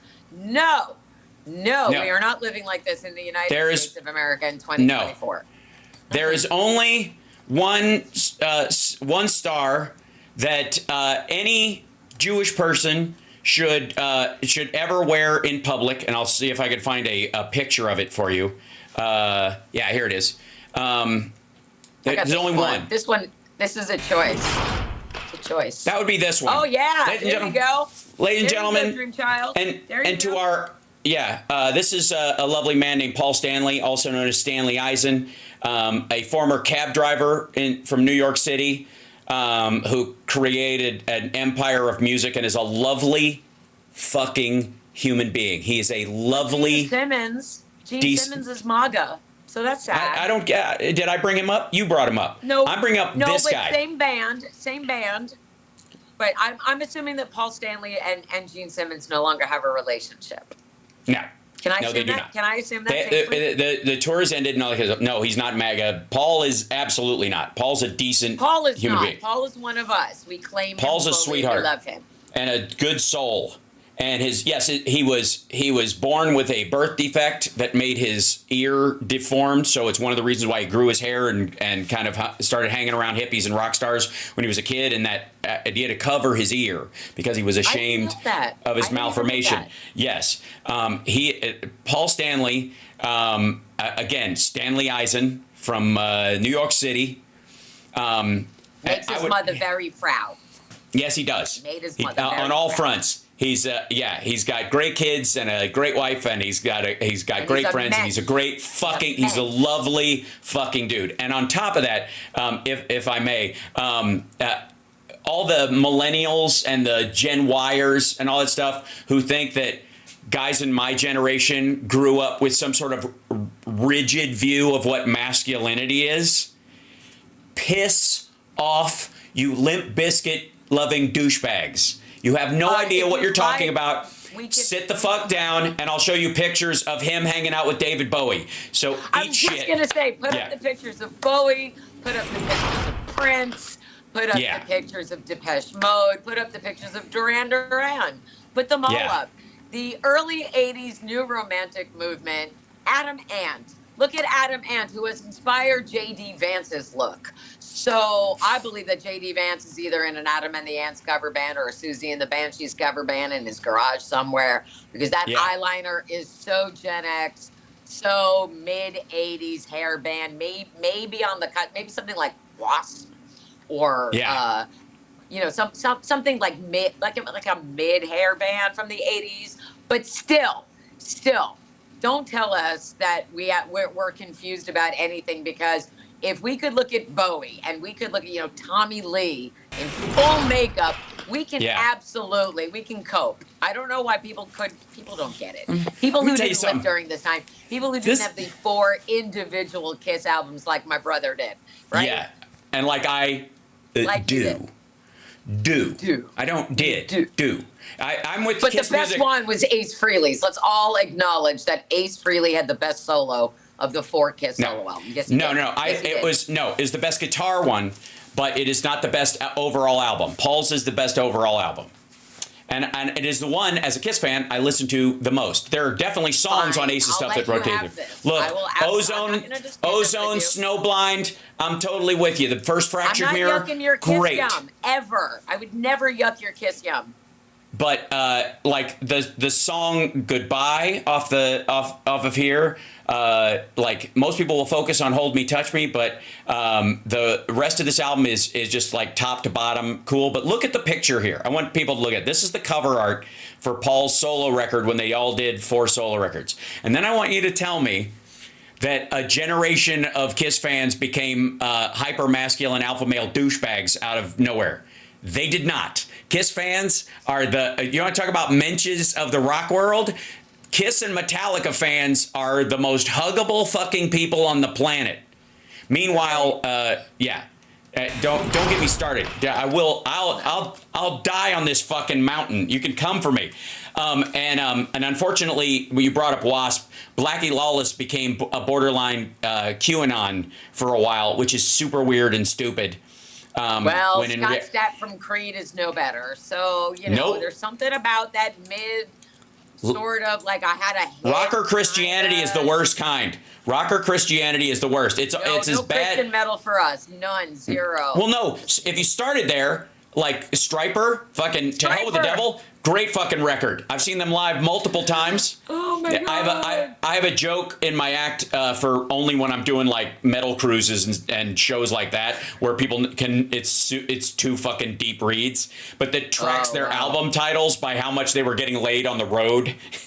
Because That's funny, and you can fucking tell. It's so like each album is like they're getting more and more puss on the road, and so it gets way less Isaiah 53:5 and starts going. I don't know. We need to relax. I guess So, but it's like Michael Jackson's albums. We're turning. Jesus fucking Christ. Anyway. Well, it's oh God. Oh God.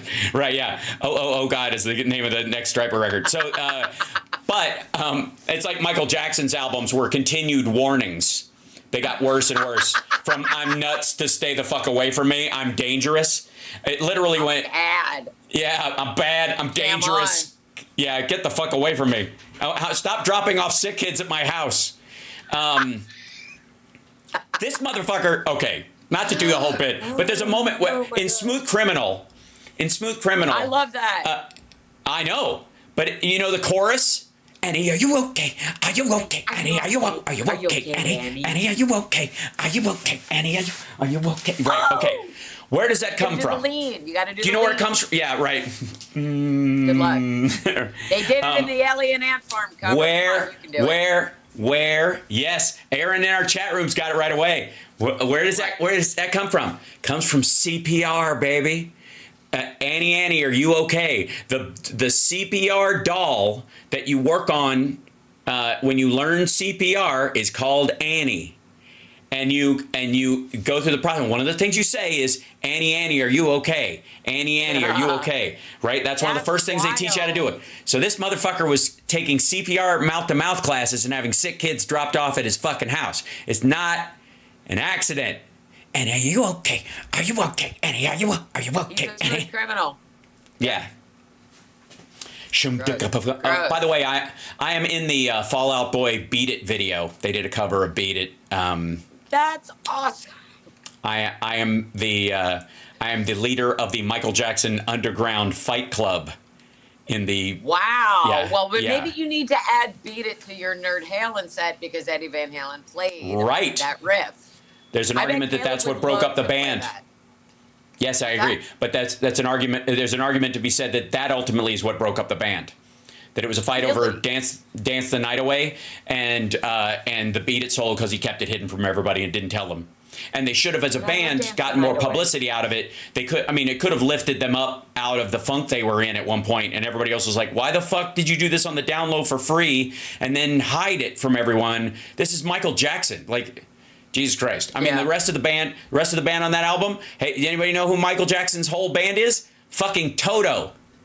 Toto. Is it really? Yes. The backing band for Michael Jackson is fucking Toto. Oh my God. Hold the line. I love that. What? Yes. Yeah. I'm down in Africa. Yeah. They're the band. That's the band. I still know. Oh God. So Africa is one of Lobar Corral's signature guilty pleasure songs, and I hear the echo in the night.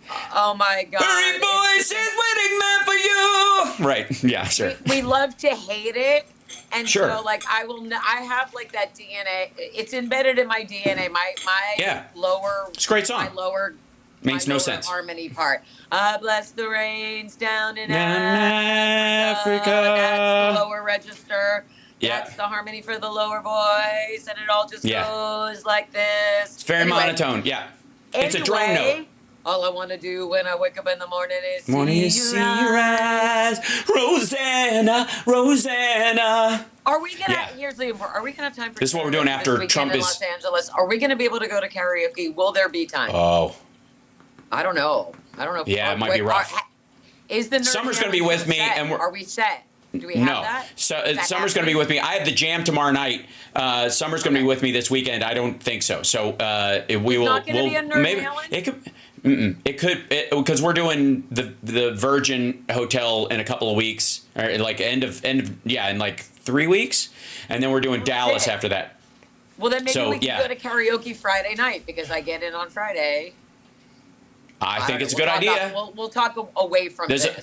There's a secret place. There's a secret place I go to in Little Koreatown, which is on the west side, where they have little booths that you take over, and I go there and I practice songs when I'm learning songs for the jam and I don't know them, and I come in the day of or the day before, and I go to that place and I rent the room by myself and I just run the song like a fucking asshole in the middle of the afternoon 5 times to try and find out a comfortable way to sing it. It keeps me from. We have to do something else Friday night then because I'm not. We will figure it out. And sitting in my hotel room, so we'll make it happen. Anyway, I hope this is a preview of the show that's going to happen after Trump is in the rearview mirror, and we can all just talk and joke about things that mean something to us emotionally. About, music. We can talk about oh my God. We can talk about all kinds. Put this fucker in the rear view.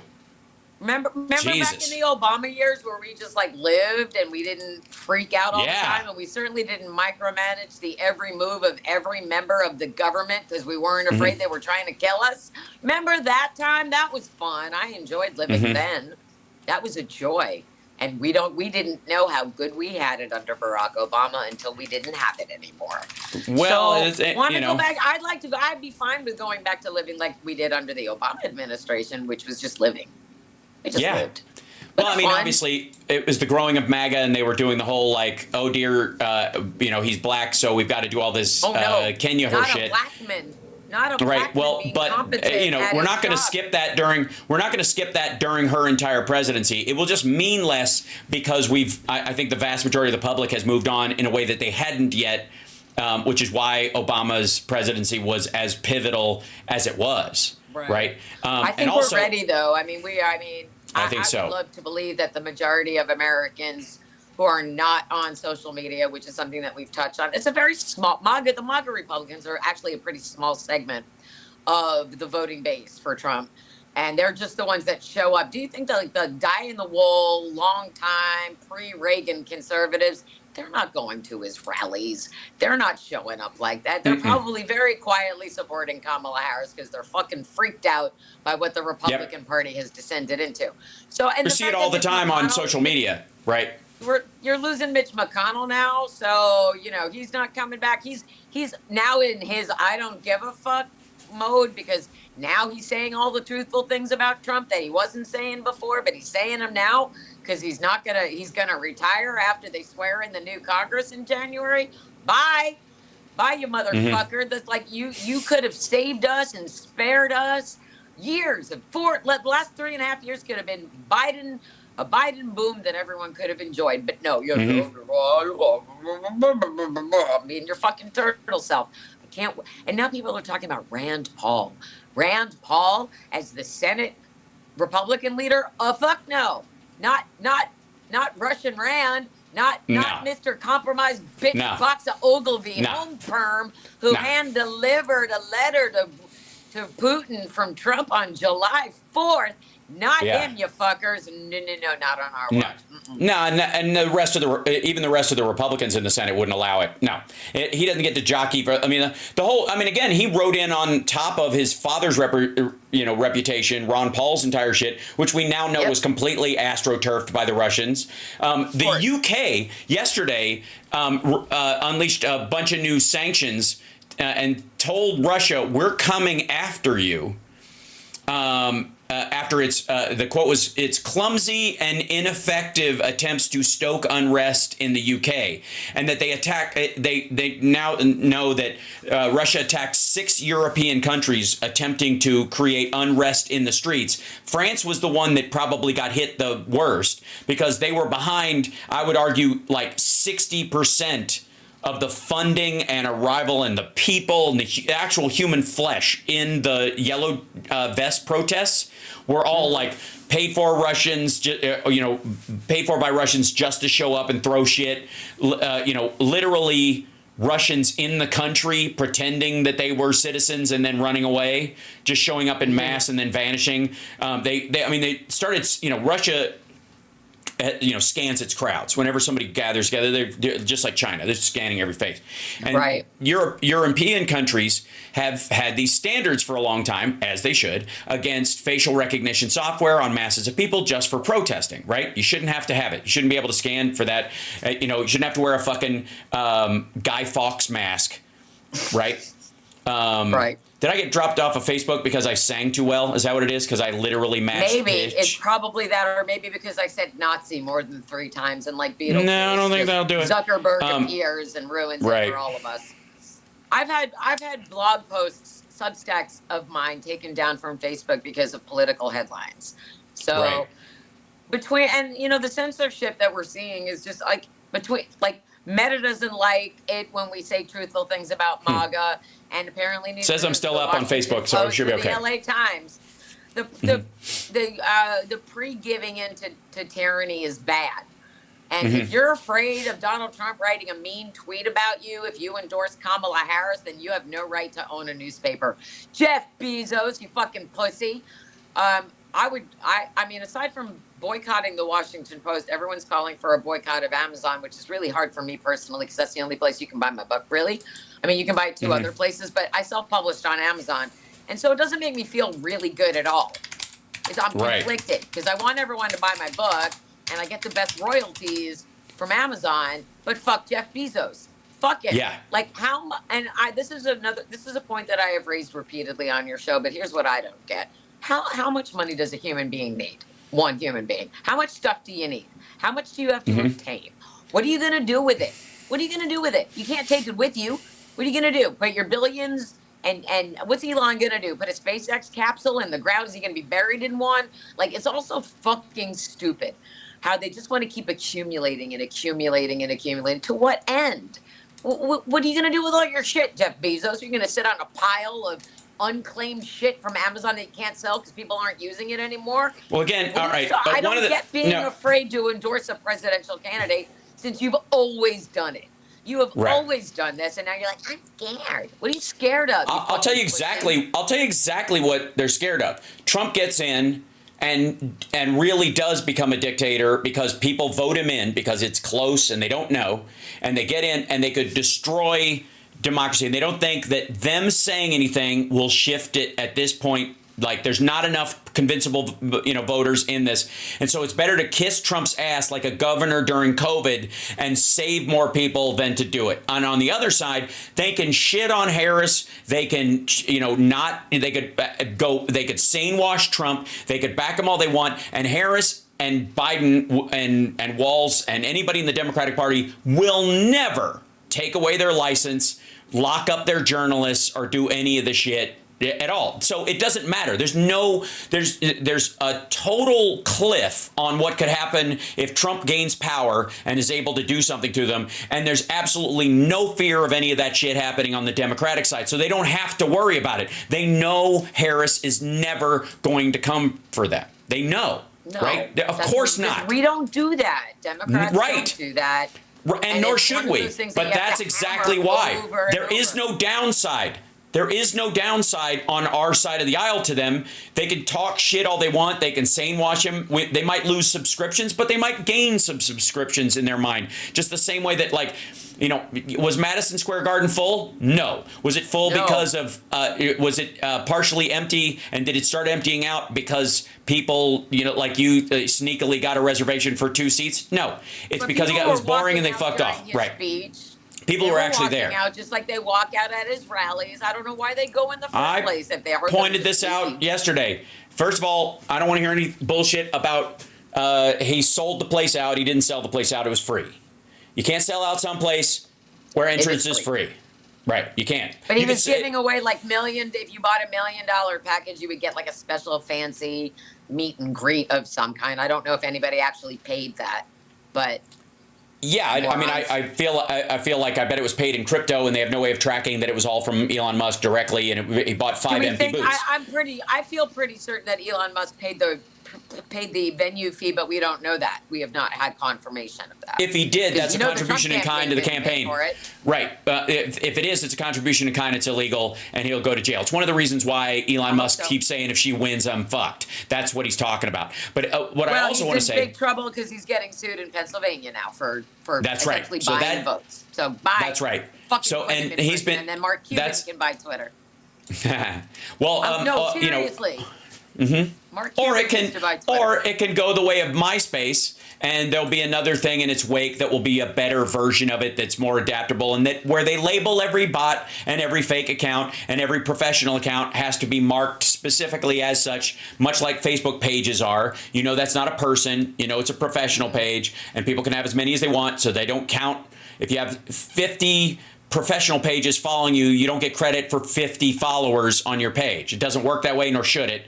And the rules should be the same across the board. That's a law that's going to have to come, and that's the other reason why Musk is sort of fucked in all this. But there was a company called the SDA that Russia put in place to attack these 6 countries that is being sanctioned by the UK. The company is called the Social Design Agency. It's a PR firm. If the Democrats or any Democrat-related group had a PR company called Social Design Agency, Alex Jones and everyone around him and Glenn Beck, all these motherfuckers, would go off on how this is, social credit score. This is like communist China. They're trying to control us. Somebody just put in money is the root of all evil. No, love of money is the root of all evil. Money. Greed is the root of all evil. Greed. Greed is not good. I don't care what Gordon Gekko said. It's not good. It's not, you know. Well, being a philanthropist is good if you've been blessed with billions.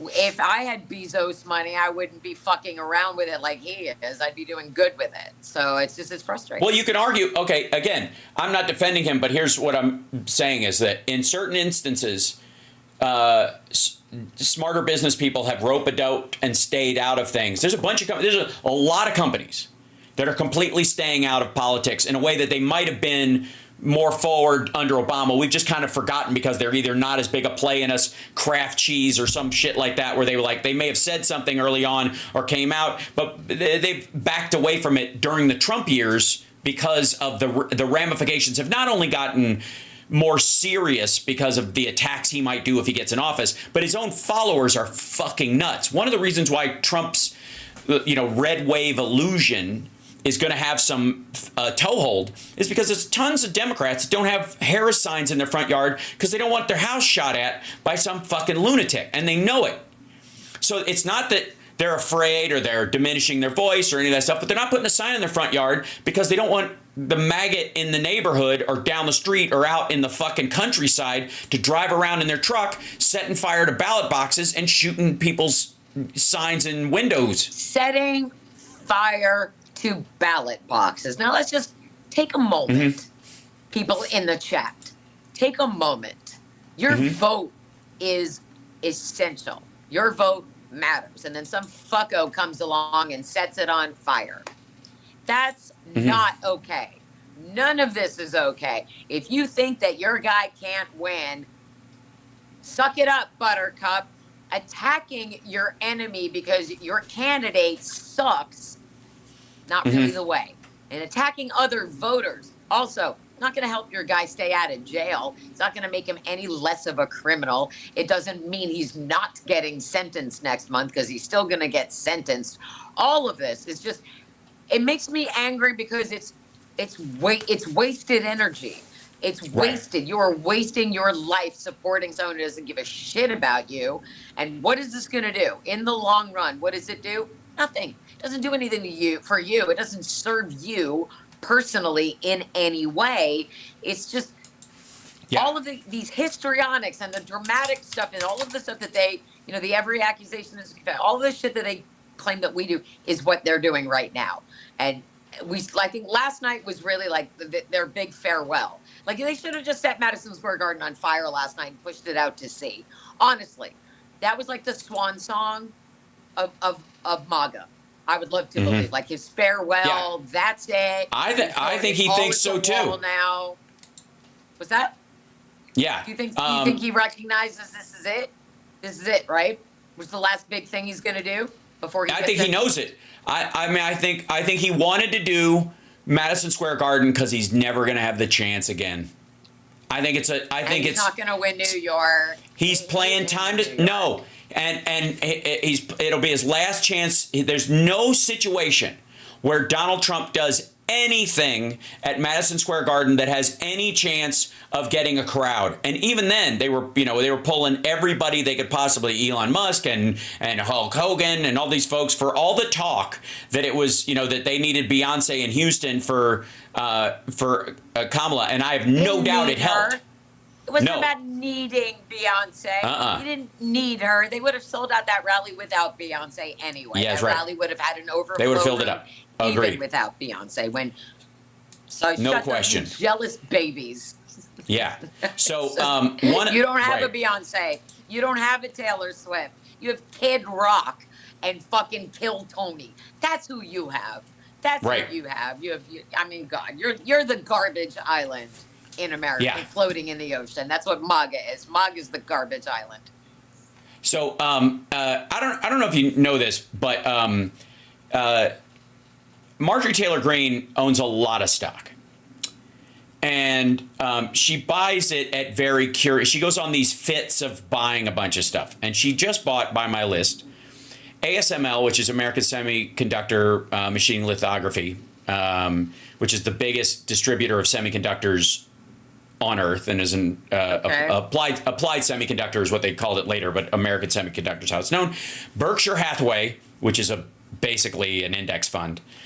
Caterpillar, Intel, Microsoft, and Tesla. So the reason she bought Caterpillar is because the Biden administration, not Trump, who's going to fuck with John Deere, is set rules on on making in the United States. And Caterpillar already does, and so they're way ahead. And Tesla, again, isn't I think that's a meme stock. I think she bought more so that because Elon knows if you buy stock, you can get close to him, and he might throw money your way if you throw money into a stock. Fucking pathetic. God, oh yeah. There are not enough bad words for the rest of her stocks: ASML, Berkshire Hathaway, Intel, and Microsoft, and Caterpillar. I would argue, all point to the idea that she does not think Trump is going to win. No, none of those, because those are all about rebuilding. Every single one of those stocks is about Caterpillar. They're going to rebuild under the Biden-Harris infrastructure bill that will continue to build and rebuild in America under Harris-Walz. Microsoft, she's sucking up to Elon with the Tesla. Microsoft is eternally going to make you money. Microsoft's not going anywhere, and they're going to continue to have a monopoly, especially iPhone and all of that stuff. Just everything Microsoft. So she's playing it safe, is what she's doing, and if we're feeling hopeful, she's laying the groundwork to provide for her children when she's in fucking prison because she's a traitor to the United States. And we have her on video bragging about plotting January 6th before she was sworn into office in 2020. Yeah. Why was she there? Guess why? Who was she, and why was she asking for a pardon the second she was sworn in? Why is she never got her pardon, and she never will, but she stays loyal to Trump.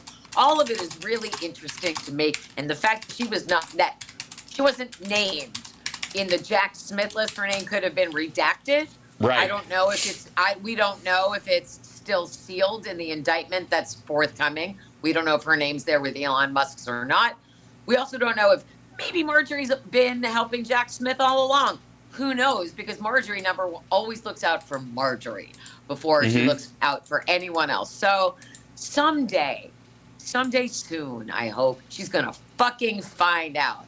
She's going to find out what happens when you go against the United States of America. She's afraid of me. She's afraid of Midas Touch. She's afraid of anybody who tells the truth about her.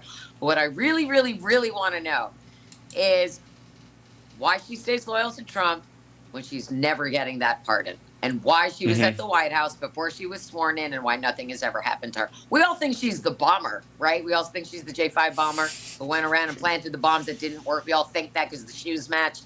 So just someday it would be nice to watch her fucking find out. Maybe before even Trump finds out. That would be delicious. But someday.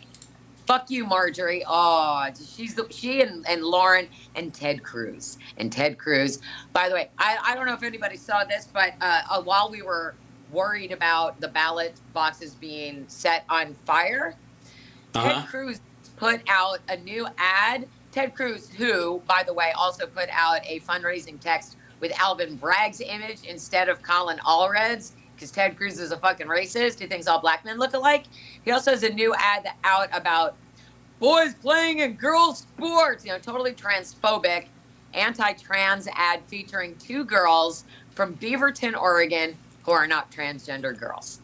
Right. So he has an ad out right now misgendering girls who are girls. And just thinking they're trans because we're playing soccer. Oh, it worked with the. We're not. It also MAGA's not. It worked with the boxer, right? The female boxer in the Olympics. Yep. It worked. It worked with the female boxer in the Olympics. She's not trans either, you fucking assholes. I mean, why do you have to be transphobic? Why? Here's the thing. Again, they're not transphobics. They're bigots. They're not afraid. They're assholes. They wouldn't be for it even if they weren't afraid. Right. No, they don't understand it. Why would they? They're not smart. Do I believe there's an element of homophobia? Sure, but usually it's fear of being gay yourself. Right. Oh no! I think that's what will they find out? and then reflecting it outward. right, onto other people and being angry about it. And the Charlie Kirks of the world sort of reek of that. There's a, like, I don't think Lindsey Graham has that. I think Lindsey Graham is actively aware of his own sexuality and is covering for it with his behavior. That's different than being like, what if I'm gay? Not working for you, Lindsey. Yeah, Pretty much like know everything. Andrew Tate would be a great example of homophobia, fear of your own sexuality, and then violently extending it to, and again, there are very few anti-gay bigots who aren't also misogynistic, because the root of it seems to be that women are weak and less than, so any man who would do the things a woman does to another man is weak, and they actively choose that, so therefore, right? So that is where that comes from. Overcompensation's a hell of a thing, guys. Yeah, but it's also like misogyny on fire. It's the worst. Yeah. How about you just let everybody live? Oh, no, you can't do that. You can't just let people live. No, why? No. Well, I mean, again, I will argue that a lot of the problem with what they think is with the just living part is that they think everything's a fucking slippery slope except everyone having a gun. Right? It's so weird to me. Bible. If you have a gun and a Bible, you're fine. Those two things will protect you from everything. I've said this, and you've called yourself a member of the tribe, and I happen to believe that. I am. Well, being an Ashkanazi and still belong to a group. Sure. But that would be Old Testament versus New Testament specifically. And I keep trying to remind everybody that there are 613 commandments in the Old Testament, not just 10. There's a top 10, and the first 5 were eliminated in the first amendment to the Constitution completely. Freedom of religion, freedom of association, freedom of speech eliminates the first 5 entirely. You can have any other God you want. You can use the Lord's name in vain. You don't have to hang out with your parents if you don't fucking want to. You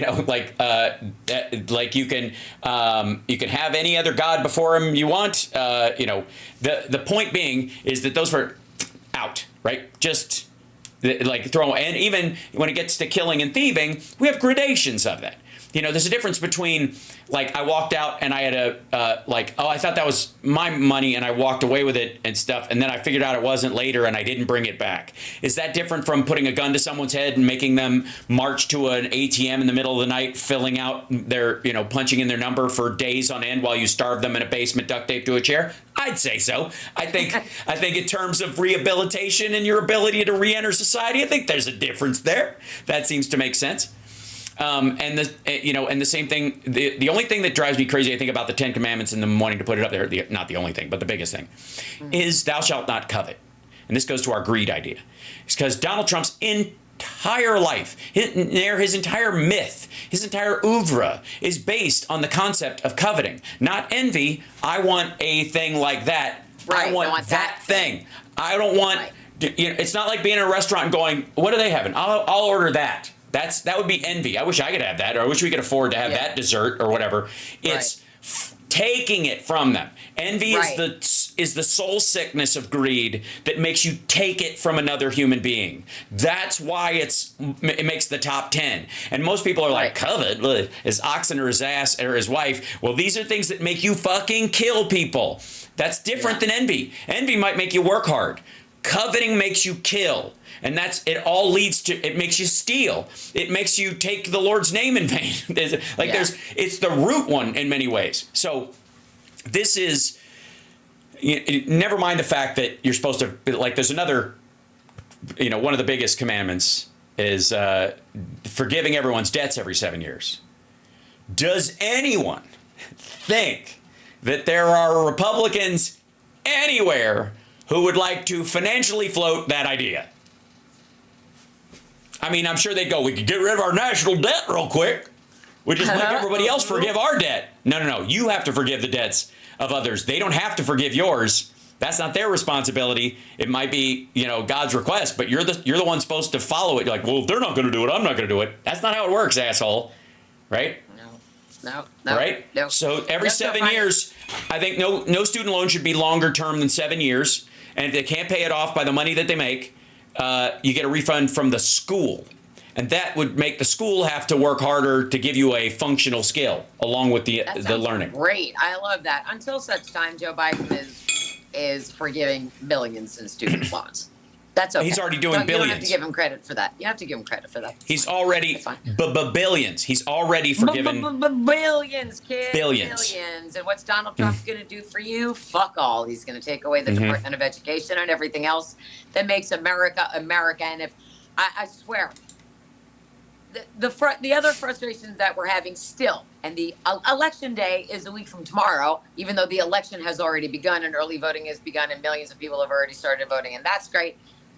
Kamala Harris sat down with Norah O'Donnell of CBS News yesterday, and Norah O'Donnell was talking about how Donald Trump says this and Donald Trump says that, and Donald Trump says he's not involved with Project 2025.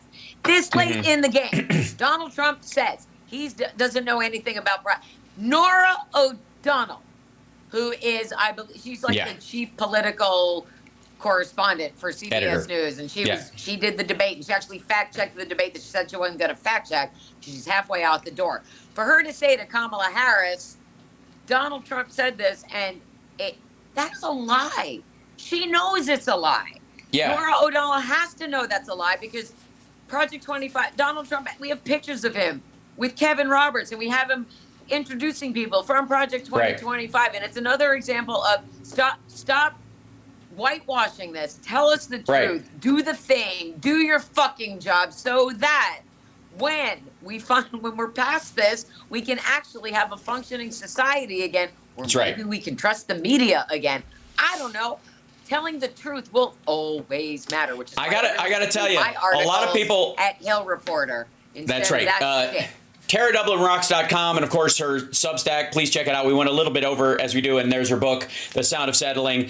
Please buy it so she has cat food. We're almost at 800 copies. I am 8 away from hitting 800. Awesome. Come on, let's go. TaraDublinRocks.com. We're going to be doing Sexy Liberal this weekend. It's going to be live streamed. I'm super excited about that. You and I are going to conspire to do fun stuff in LA. Everybody, do me a favor. Okay. So I'll say this quickly and then we'll be done. My mom was here visiting this whole last week.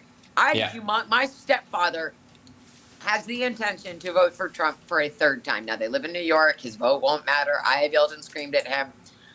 My mom was here with me, and we watched a couple of Kamala's rallies, but specifically where she was talking about the women who have died or their lives have been threatened because of the draconian abortion laws in certain states. Because of sepsis and ectopic pregnancies. Dying of sepsis and bleeding out in parking lots and nearly dying until they get treatment.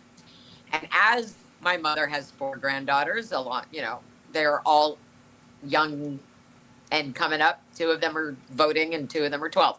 So, but she called after that one, after there was the one in Houston where parents came up and told their stories.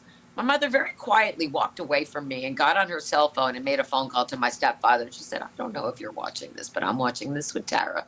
And women are telling their stories, and we need to do something to protect our girls. That's what we need to do. Mm-hmm. And so if my mother is telling my stepfather to think about his vote when she never interferes, never talks about politics, this is how important this is. Republican women are just as at risk as Democratic women in a future Project 2025 America. Republican men are just as endangered as all of the other men. Go back and listen to Michelle Obama's speech when she was talking about what happens to men who risk their lives to protect their women in a Project 2025 America, and what will happen. We don't do this to be dramatic. We don't do this. We're not about hyperbole, and we don't go out of our way to scare you for the sake of scaring you. What we're telling you is what the Trumpers are telling you, and what MAGA is telling you. We're just telling you how bad it is, instead of making it sound like it's good. It's not good to take away the Department of Education. It's not good to take away people's basic human rights. It's not good to put children to work in the fields until they die. None of this is good.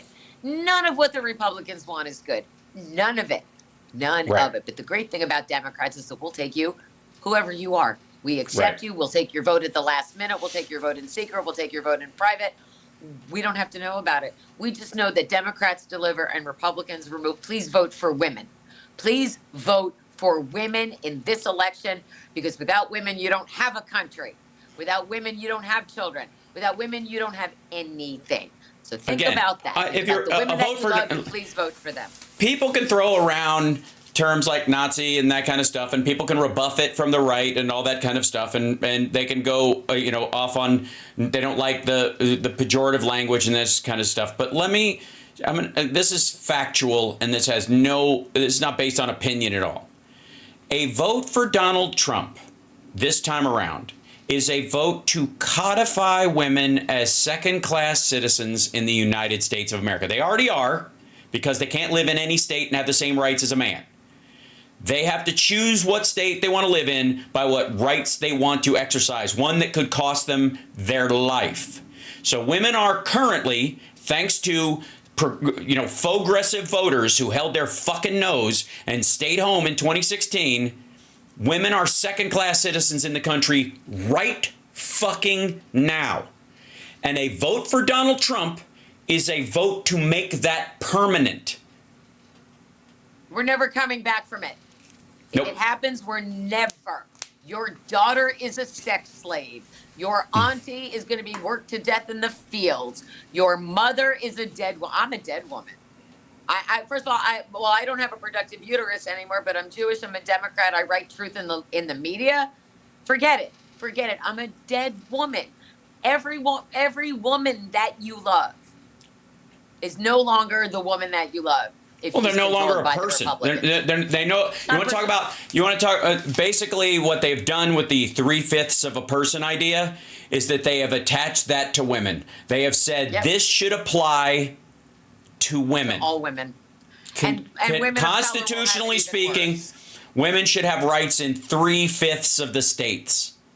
And if they don't have them, and they get sick, and they're getting septicemia, that's their ass for eating the apple. It's payback. They deserve it. Remember when Donald Trump and if you vote for that, that's what you're voting for. Not tariffs, not a closed border, none of that shit. That's all goofball, made up nonsense. That's like a satire of border policy, a satire of trade policy. None of it is true. All of it's garbage. None of it will do what it says. Doesn't matter. Women. But what you're doing is for women. That's right. Over and over. Everything else is smoke and mirrors. Vote for women or America is done. That's the bottom line. That is the bottom line. And the only administration that cares about women is going to be a Democratic administration. That's right. Period. End. Seriously. And Republicans and the Republicans around them will only be right. The Republicans around them will only be set free to act like normal politicians again if Donald Trump is in the rearview mirror. If you're a Republican and you want to actually institute regular, human, democratically proven policies of conservatism that you actually believe in, you're never going to do them with Donald Trump in office. You're just going to be another Putin stooge just like him. And you fucking know it. But one thing you are going to do is guarantee that women stay second-class citizens. You are voting to codify that permanently. That's right. And so between now and next Tuesday, if you're having conversations, say whatever people are whining about, ask them to put that on the back burner to the second position that they care about the most and put women first. Women are what is going. We don't have a country without women. You don't have a future without women. You don't have it. Think about a woman you love and please vote to protect her, because she will end up taking care of you. And to any woman, take care of each other, and to any woman voting, any woman planning to vote for Donald Trump because you don't want to have abortions and you want to be a trad wife the rest of your life, guess what? Under a Democrat, you can. No one's going to stop you. No one is going to stop you from not having an abortion and being a trad wife. You're totally allowed. You're absolutely allowed. Wear your ugly Holly Hobby clothes and stay in the kitchen and make all your food. But if you don't want to be, but if you don't want to, freedom to choose that. That's right. It's all about your freedom of choice. Everybody, take care of yourselves this week. Take care Tara. of each other. Buy my book, and if you have a couple of I'll see you extra this dollars weekend to kick into my Venmo to feed the cats, that'd be great. And hey, I'll see you this weekend, my friend. That's true. All right. Thanks so much. See you later. There she goes. Ladies and gentlemen, there she goes. Tara Dublin, who does indeed rock. I feel like covering as much of this shit as I've covered. And I'll bring in the chat room because I love you guys. covering as much of Trump and MAGA and even the Tea Party, going back to the fight for the ACA, that I've been going through about this stuff. Hi, Georgina. You would think that there are no more realizations to be had. That since Donald Trump is basically a reboot of everything awful, and he has ne'er an original idea in his head, and he's literally going back to the fucking 1800s and the 1700s for, you know, let's go back to when America was great again, pre-Civil War, right? You would think that since everything goes back to that we would, it would be hard to have any new revelations about him where you're like, oh shit, I just realized what they're saying. I can't believe it took me this long to figure out what this coded language, what this shit was all about. And the big one for me this week was the Forever Wars thing. Because I have seen, you know, people across the spectrum use the Forever Wars phrase to the point where it means nothing. But you could prove that it means nothing. How you are showing true prejudicial colors. How am I prejudicial to what? Things I've experienced before and therefore don't have to judge again. Yeah, and the idea that, but I don't know. I guess whatever, is that in this, if I had prejudicial issues or I was previously biased, I would have seen this sooner. I would have immediately seen it as bad faith. If my first knee-jerk reaction was to assume the worst in maggots and in Donald Trump and his crowd, then I would have spotted this a long time ago. As a matter of fact, it is the fact that this is opposite to my nature and that I give people far too much rope. That it took me this long to realize that the idea that they're done with Forever Wars does not mean they want wars to stop. It's that they're tired of fighting for the little guy in ongoing conflicts, and they just want to get it over with. Stop trying to play peacemaker, end the Forever Wars by killing the Palestinians and let the Russians take whatever land they want. None of our business. And this goes to, I think, the realization that if you have the ability to help in a situation, and you do not, in a situation like that, in a fight, in a battle, in a circumstance of any kind, if you have the ability to help, the time, the means, the wherewithal, the strength, the ideas, whatever, and you don't, that means you are on the side of the aggressor. You take the side of the aggressor in that situation. If there are two people, if one person is bullying and beating up someone, and I have the physical ability to stop that person from doing it, and I don't, morally, I am on their side now.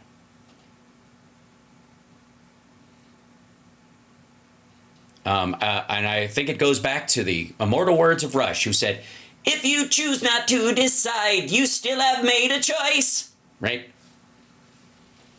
So, if you could, when you hear this, let's end the Forever Wars stuff, remind everybody that when RFK Jr. says that, or when Trump says that, or when Don Jr. says that, what they mean is stop trying to protect the Palestinians and just let Netanyahu kill them.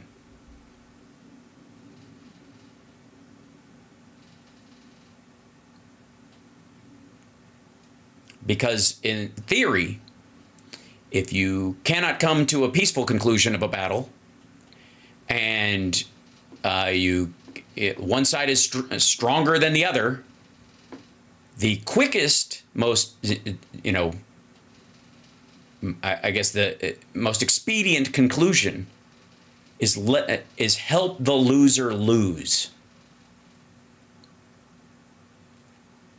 That's why Trump was going to deny javelins to Zelensky in the lead up to what would have been in his second term an attack by the Russians in January of 2021. But since he lost, they had to punt it a year because they don't have time because of demographic issues to wait much longer. They can't wait another 4 years. So they had to wait until the second year of Biden to do it.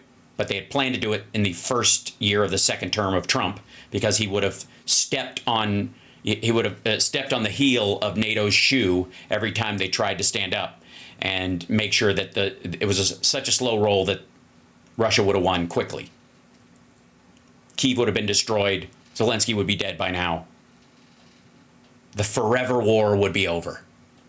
It's been going on since 2014, and we got to stop fighting, right? That's what they mean.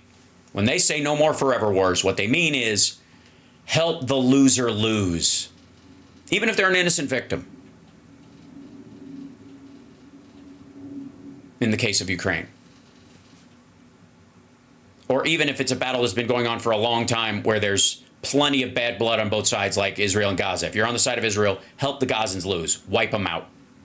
The end of the forever war means the Palestinians are destroyed. That's why he said to Netanyahu, when he spoke to him, that they are a cancer, that they are the problem, and that you got to do what you got to do.